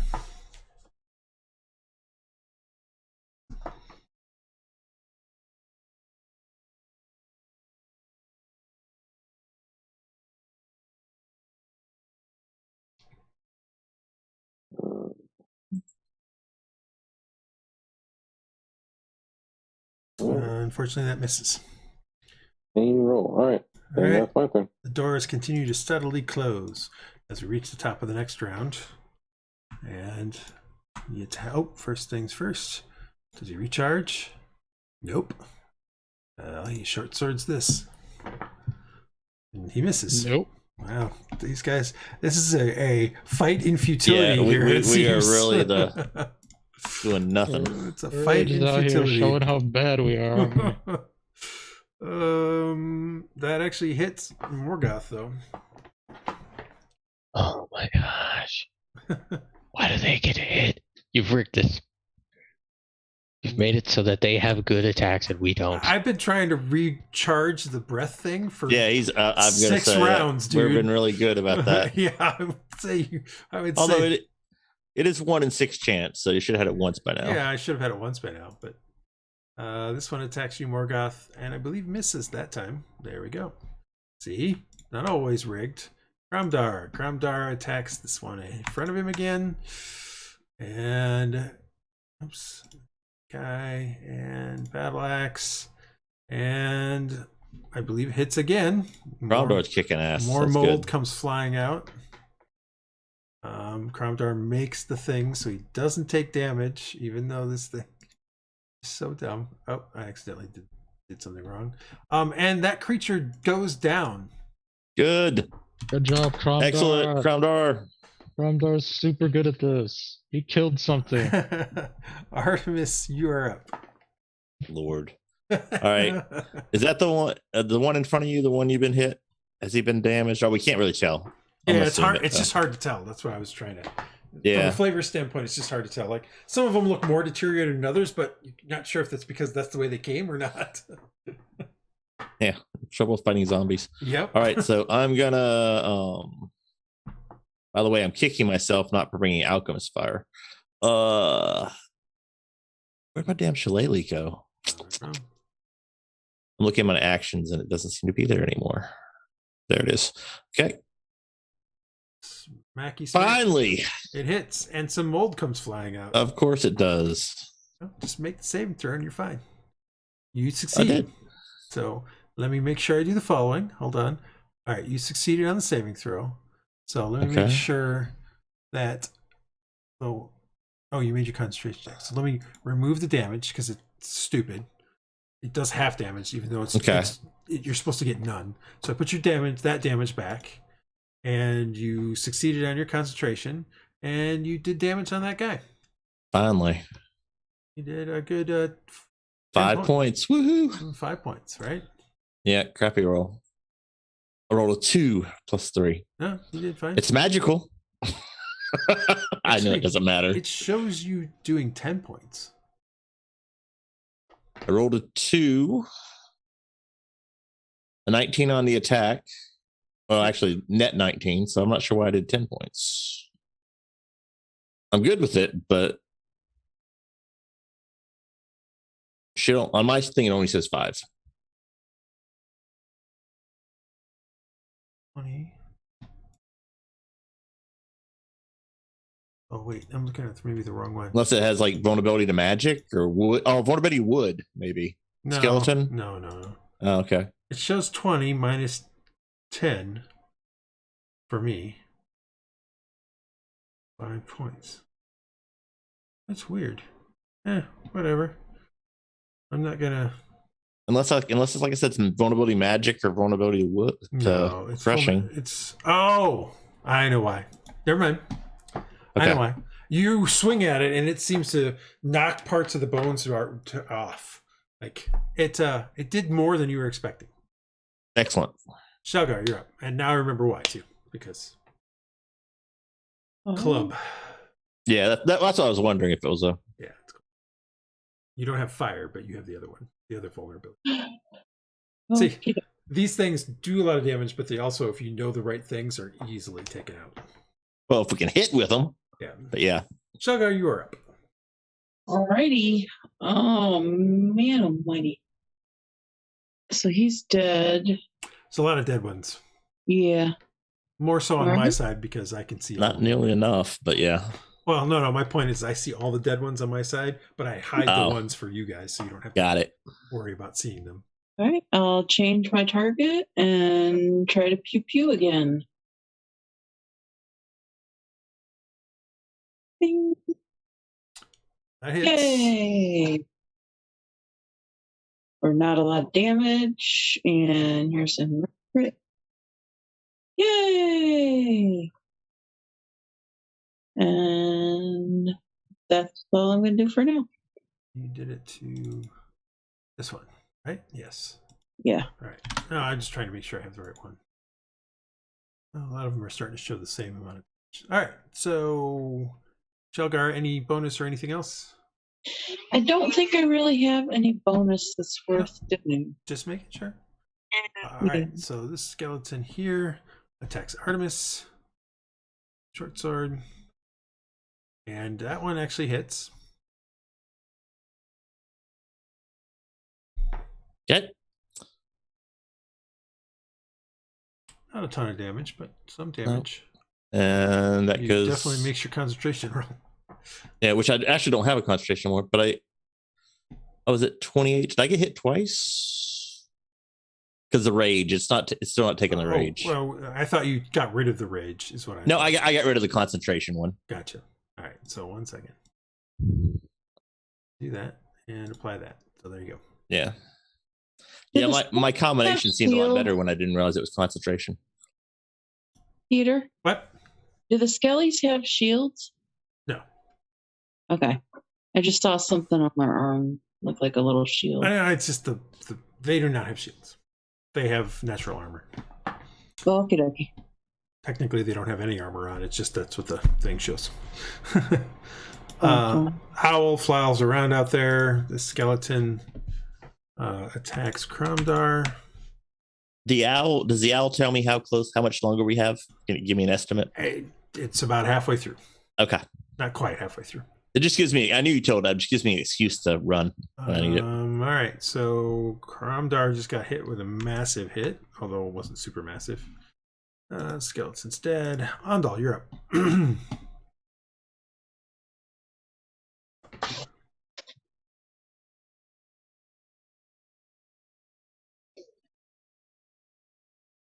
Andal.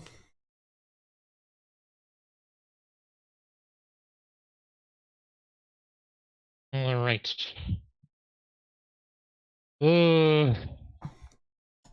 Alright, I guess we'll hit this guy because the other guy was trying to hit died. You know, I didn't do any damage to At him, but least he's it dead. died. Oh, what do you mean it ran out of ammunition? This thing doesn't know how much ammunition I have.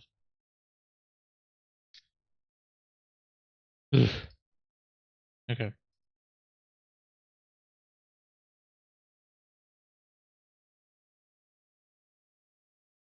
Are you kidding? No, not kidding. That's a miss. I'm Anything gonna run else? out of ammunition at this rate. No. What else am I supposed to do? Morgoth, you're up. I'm gonna hit him. It's gonna happen. Nope. It's not gonna happen. Like I Silva, should be getting you're a up. sneak attack die and all this other stuff. It sucks. You're up, Silva. All right. This has been the most insane. I'm gonna use. Yeah. This combat has Yeah, taken. these guys This right combat now. has taken twice as long as it should have. I'm gonna use the homunculus. Yeah, because it can't hit anything. Yes. Cure wounds. Hold on. Oh, you're gonna cure Morgoth? Yeah. Okay. Hold on. Cast cure wounds.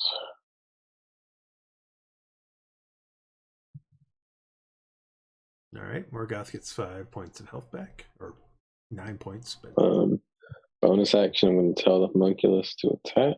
all right. And that's it. Yeah, that's it for me. All right. And then it's Homunculus' turn. Meow. Tell Clovis to be quiet. Yeah, some cat's not happy. That wasn't even Clovis.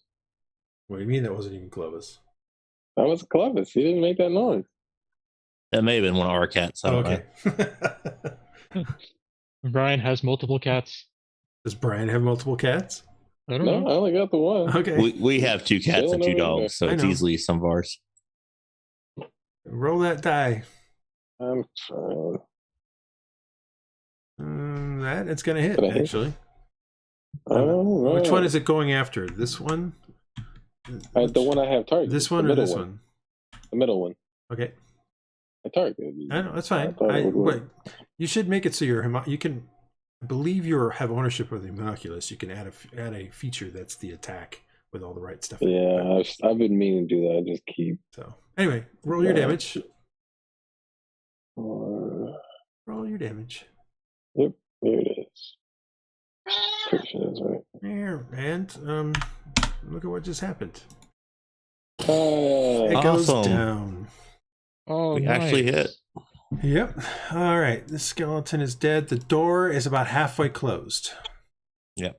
The skeleton is now. Where?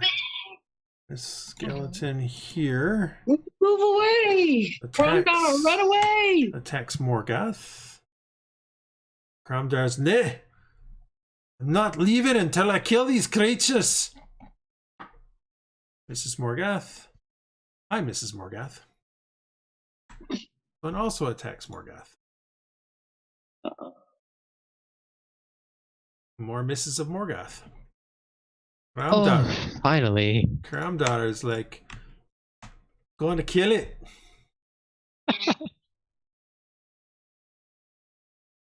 He might actually. He still might die before he kills it, but Cromdar succeeds.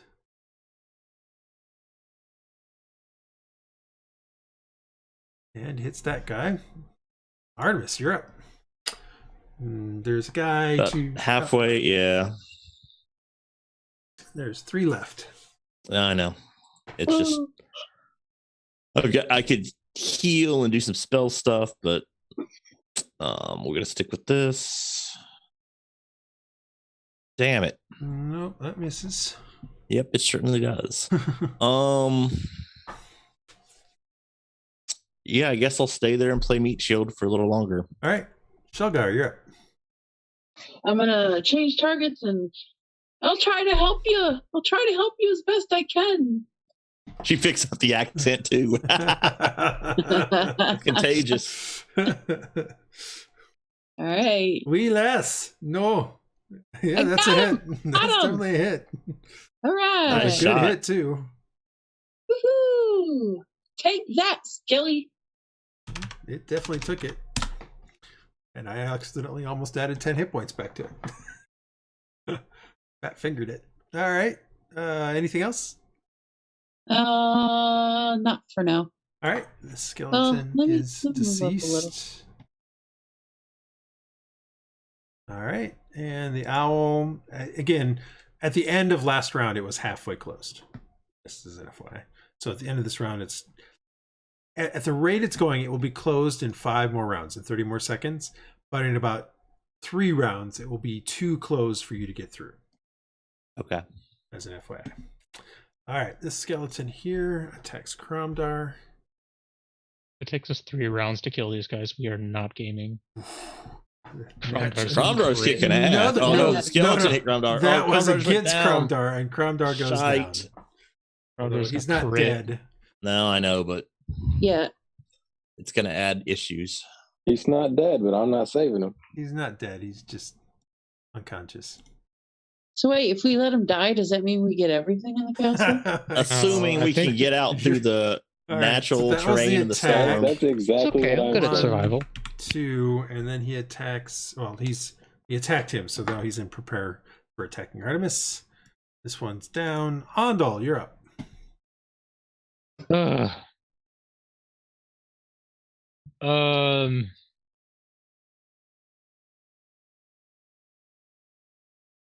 All right, Andal's gonna freaking put the bow away.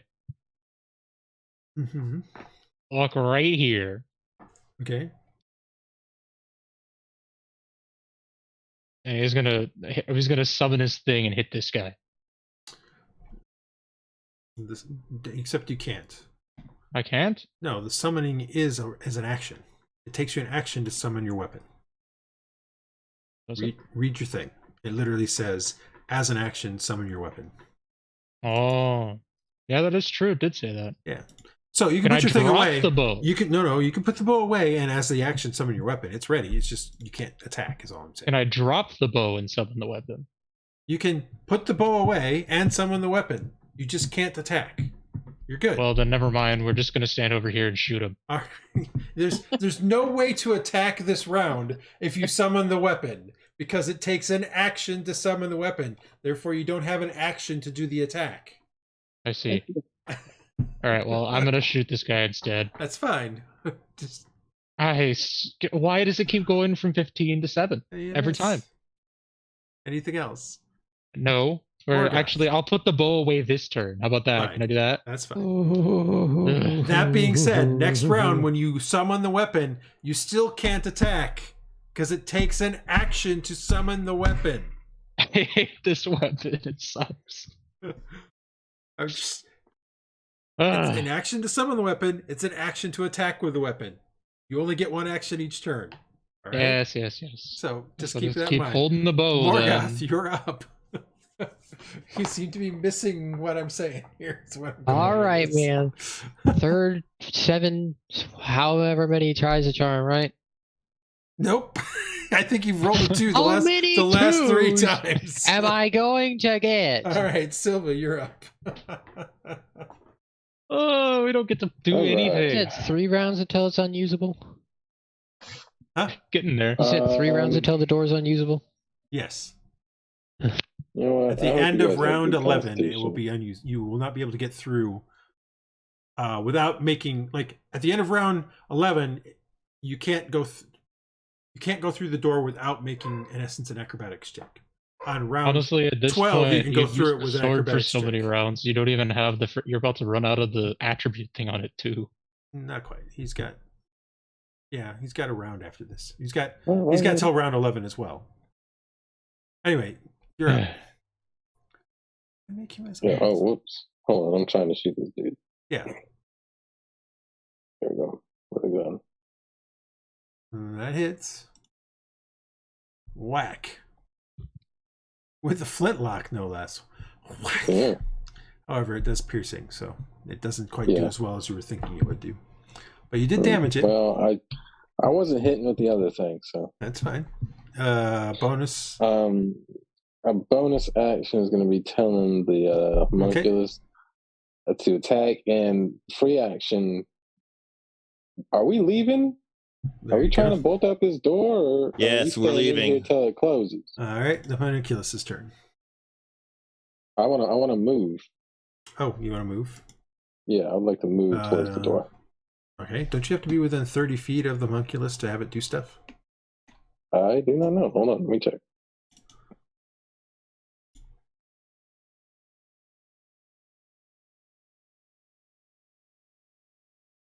It doesn't say anything about being within 30 feet. All right. Okay. Just making sure. Yeah, but I'm just going to scoot towards the door just in case that's what we decide to do. And Marcus is going to do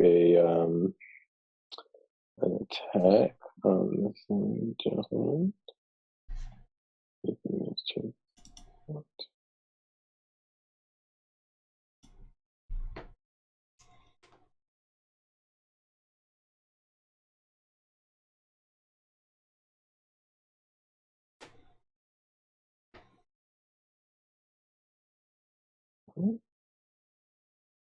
Misses. And he is going to. Okay.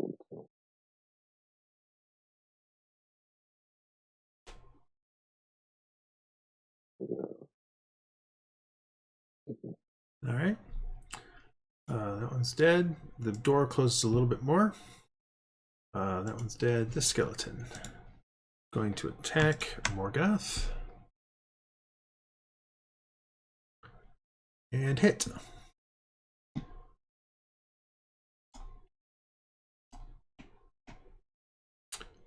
For a decent amount of damage. Morgoth is taking some more damage again. And this skeleton here is going to attack Morgoth. Actually, he's going to attack Morgoth. He's just that stupid. Wow. And miss. There you go. All right. And Kramdar needs to make a d20 roll. Even though he's made as a monster, which was an accident. So that's one successful save. Artemis, you're up. Yay. Artemis will grab Rondor. Okay. And then I guess half move away. You will. Because it's a difficult terrain, right? Carrying somebody. Yeah, you're carrying him. So you will take 2 attacks of opportunity. I think I'm only gonna take 1 the way I'm going, so I'm gonna stay in his attack. So that's 2. 1, 2. But I'll stay here. So only take the 1. I won't move out of the other one's range. All right. It attacks you, not Morgoth. And it hits Ouch. You. Okay. Ow. 8 points of damage plus, because it's his regular attack. You succeed on the thing though, so I will undo that. Okay. You should undo. It needs to undo. So I should get 4 back, right? You should get more than 4 back because it also it does things stupidly. Plus, all right. So you should have taken 4 points of damage. So let me. Okay. I'm just gonna modify it directly. Okay.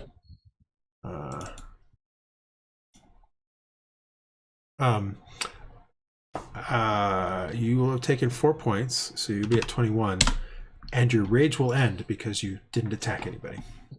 Well, if I take damage, it doesn't end. Oh, that's right. Sealgair, you're up. Okay.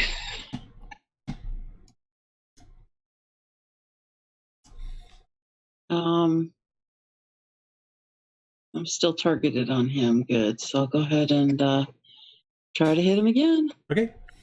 Many times as it takes. You hit him. And there's the blood. Nice.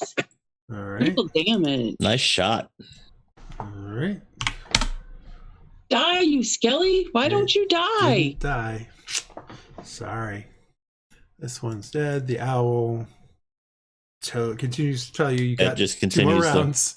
Skeleton here is the one that you moved in front of. It attacks you. Short sword.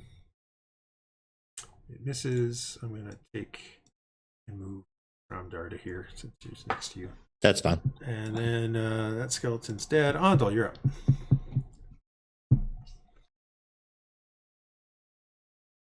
Oh,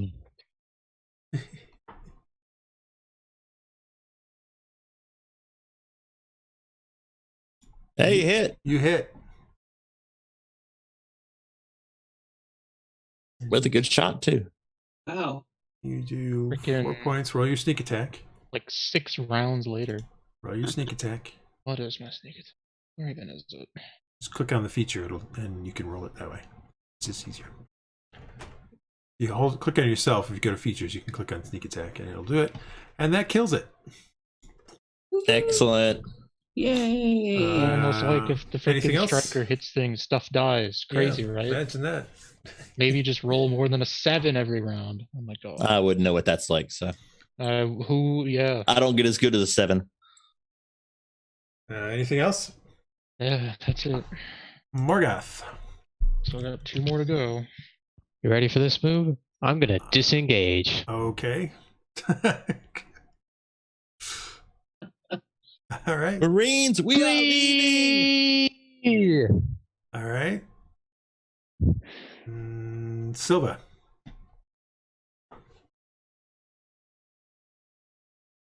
All right. Let's see here. I think I'll fire off another. I'll fire off a fireball at the same guy. All right. See if That hits. yeah.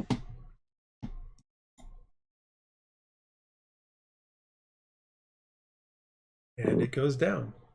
Oh, no. I was looking at another one. I was looking at a different one. You definitely didn't do as much damage as I thought you did.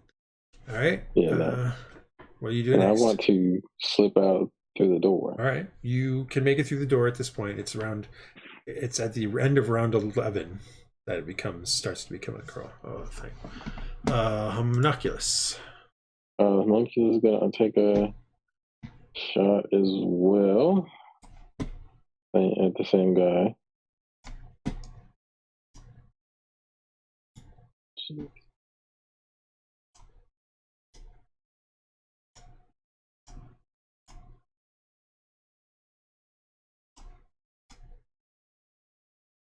Misses. Nope. Monkey is gonna slip out as well. All right. This one's dead. The door gets ever so closer. So much closer. All right. It is now the skeleton's turn. It was going to go 1, 2, 3, and then attacks Sealgair. No! I mean, you're the first thing it ran across. Well, yeah, I know. It misses you. And Yay! then there's this skeleton. Which is going to go 1, 2, 3. Oh, and it's going to attack Sealgair. No! And it's going to hurt Oh, Sealgair. crap. It's going to hurt Sealgair. Hang on. What's this? Sealgair is hit by claw. I can use a reaction. Attack roll, Blood Curse of the Fallen Puppet. Yep. You Oh. can. All right. I'll use that. What is this? I will amplify it. Grant a bonus. Okay, so how do I amplify? I got to roll to amplify, right? Yep. Okay. You failed the saving throw as well, so So 3 additional damage. you're also poisoned. Why am I down to 22? Because it rolled a crit. Crit you. It Damn crit it. you. It took away 22 points. Okay. So you did 3 points of damage back to it?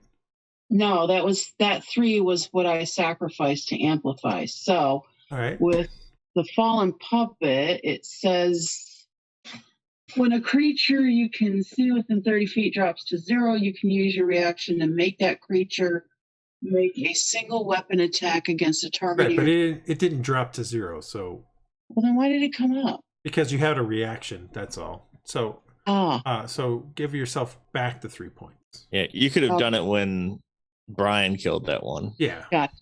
Yeah. All right. Never mind. So Okay. if you took away 3 points, give it back I to put it yourself. back. Yep. I sure did. All right. So, all right. Let's see here. That's the end of that. Ramdar needs to make another d20 roll.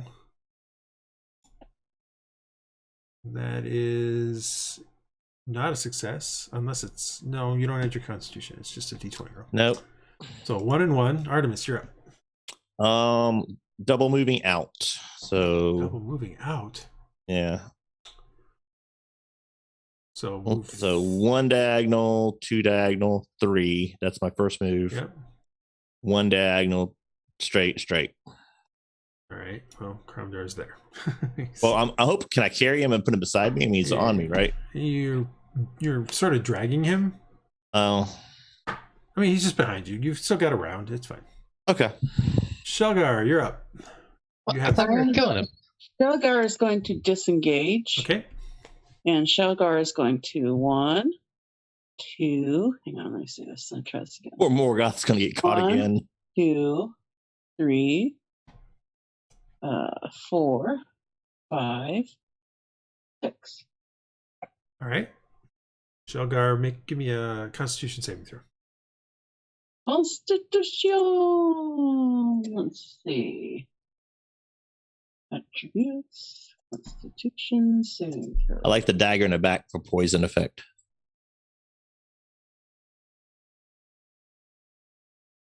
Oh wait, never mind. 10 It's is a enough, skull. Actually, yeah. 10 actually is enough. You're no longer poisoned. How do I know if which ones I get advantage on or You don't. bonuses? What do you mean? Like for saving throws. Well, I mean, I don't think you have advantage on a poison. It'll be saving throw, marked Okay. if you've Yeah. got proficiency. but, mean, Okay. Owl, skeleton, that's now dead. So let's make him no longer visible. All right, and skeleton is dead. Andal, it is finally your turn. There's a guy right next to you. Disengage. All right, you can disengage as a bonus action, by the way, if you wanted to fire while you moved. Yeah, we'll do that. So I'm just saying. You're the one that has the ability to do all the cool stuff of disengaging, and then while you're moving, you can still fire. yeah, disengage. 1, 2. I'm gonna shoot. This one, I guess. Okay.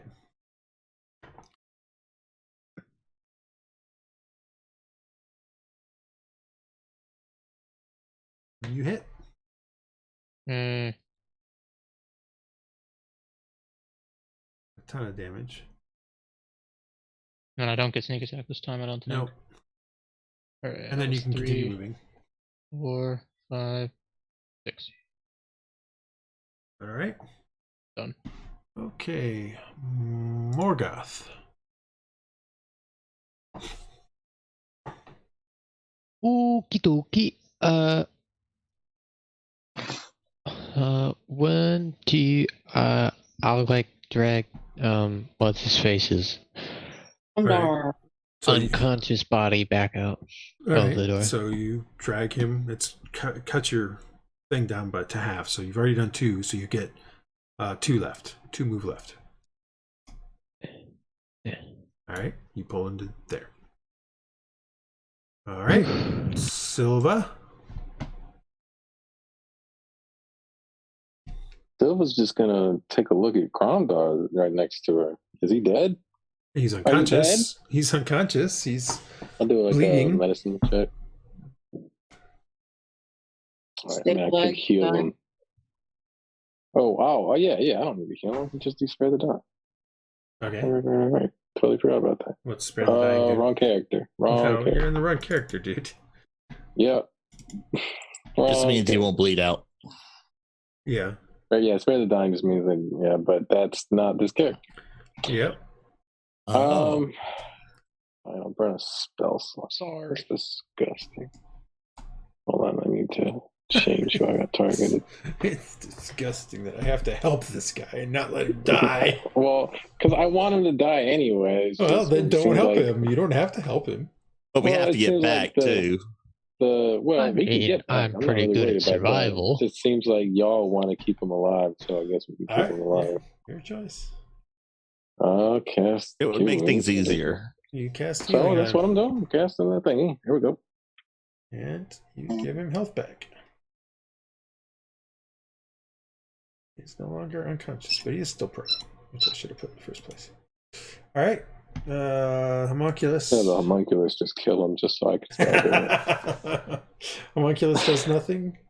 Yeah, the homunculus does nothing. All right. So the door at this point in time, as we get to the top of the next round, has closed to such a point that those two skeletons, if they come through, will have to make acrobatics checks, which, ironically, it is now their turn. 1, 2, 3, 4, 5. That's all. But you're in the way, so he's going to attack you, Artemis. Yep.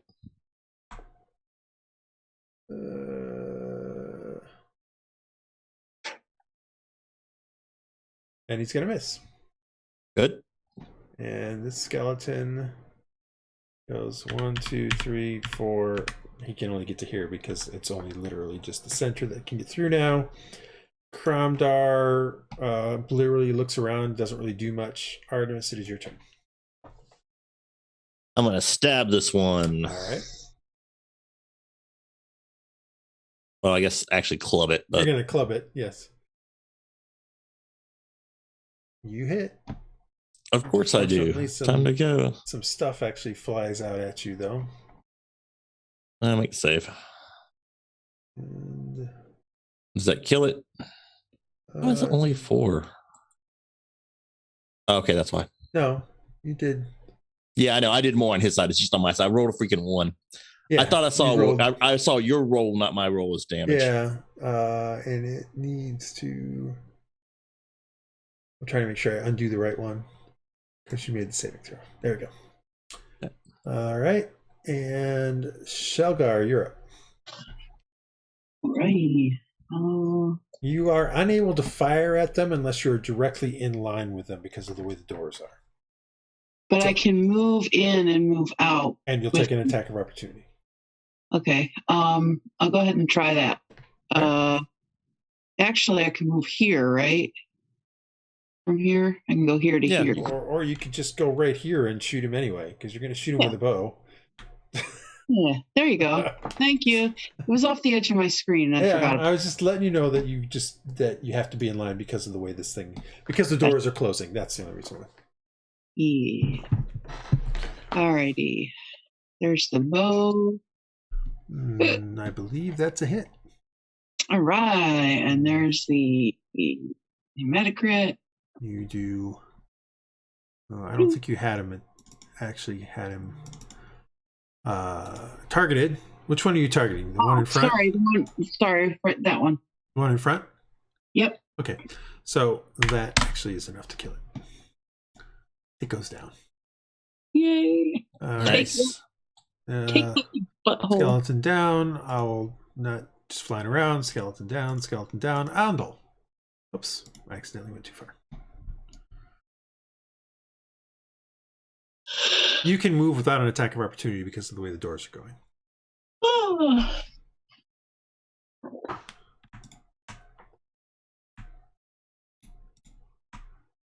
Andal.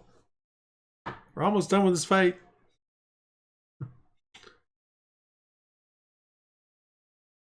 Andy.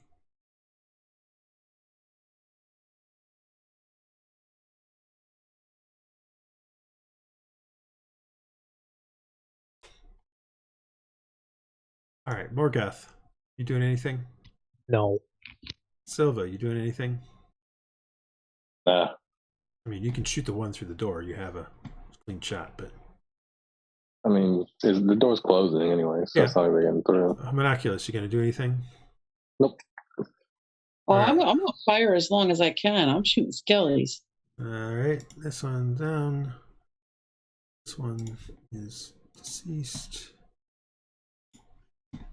This one moves forward. He can't get through the door at this point, but he can still try to claw through at Artemis.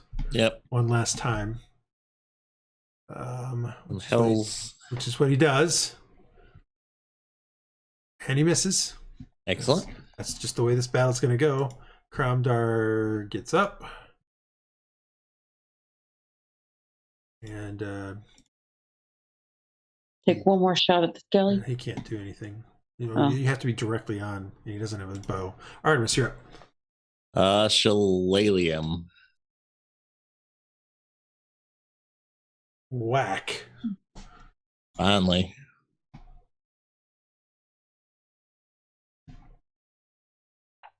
That sucked. Did you fail the saving throw? Yeah, I did. All right, so you take damage, but your schwack takes him out as the doors go shh, and you watch the sort of that color that came into him light up and kind of go away, and everything quiets down again as you killed the last one at the same time as like literally 6 seconds later the doors close. I think we need to read up on how to handle the undead. And we will stop literally right there as the doors have closed shut again with a. You can hear the wind is still howling outside, well, not howling, but blowing outside, as is the waterfalls coming down. You guys kind of sink down a little bit from this fight with the moldy. You realize at this point that they were moldy skeletons, that it was mold on their skeleton itself that was causing their color to be the way it is. Is there at the same time, Silva and Morgoth, you have these black lines where your veins are, and it's starting to continue to go down your chest. Me? No, Morgoth and Morgoth and Sealgair. I was gonna say I ain't touched. Yeah, Morgoth and Sealgair. You can see sort of it's going up and down your neck, and it seems to be increasing. And that's where we'll end. That's not good. Can I get a sample? Is there enough spores to? No, you'd have to get it off the bodies. Like it's just sitting in the air. Well, when Sealgair dies. Yes, you will be able to get some when Sealgair dies, yes. All right. Very possible that might be the case. Yeah, all right. No, hopefully not.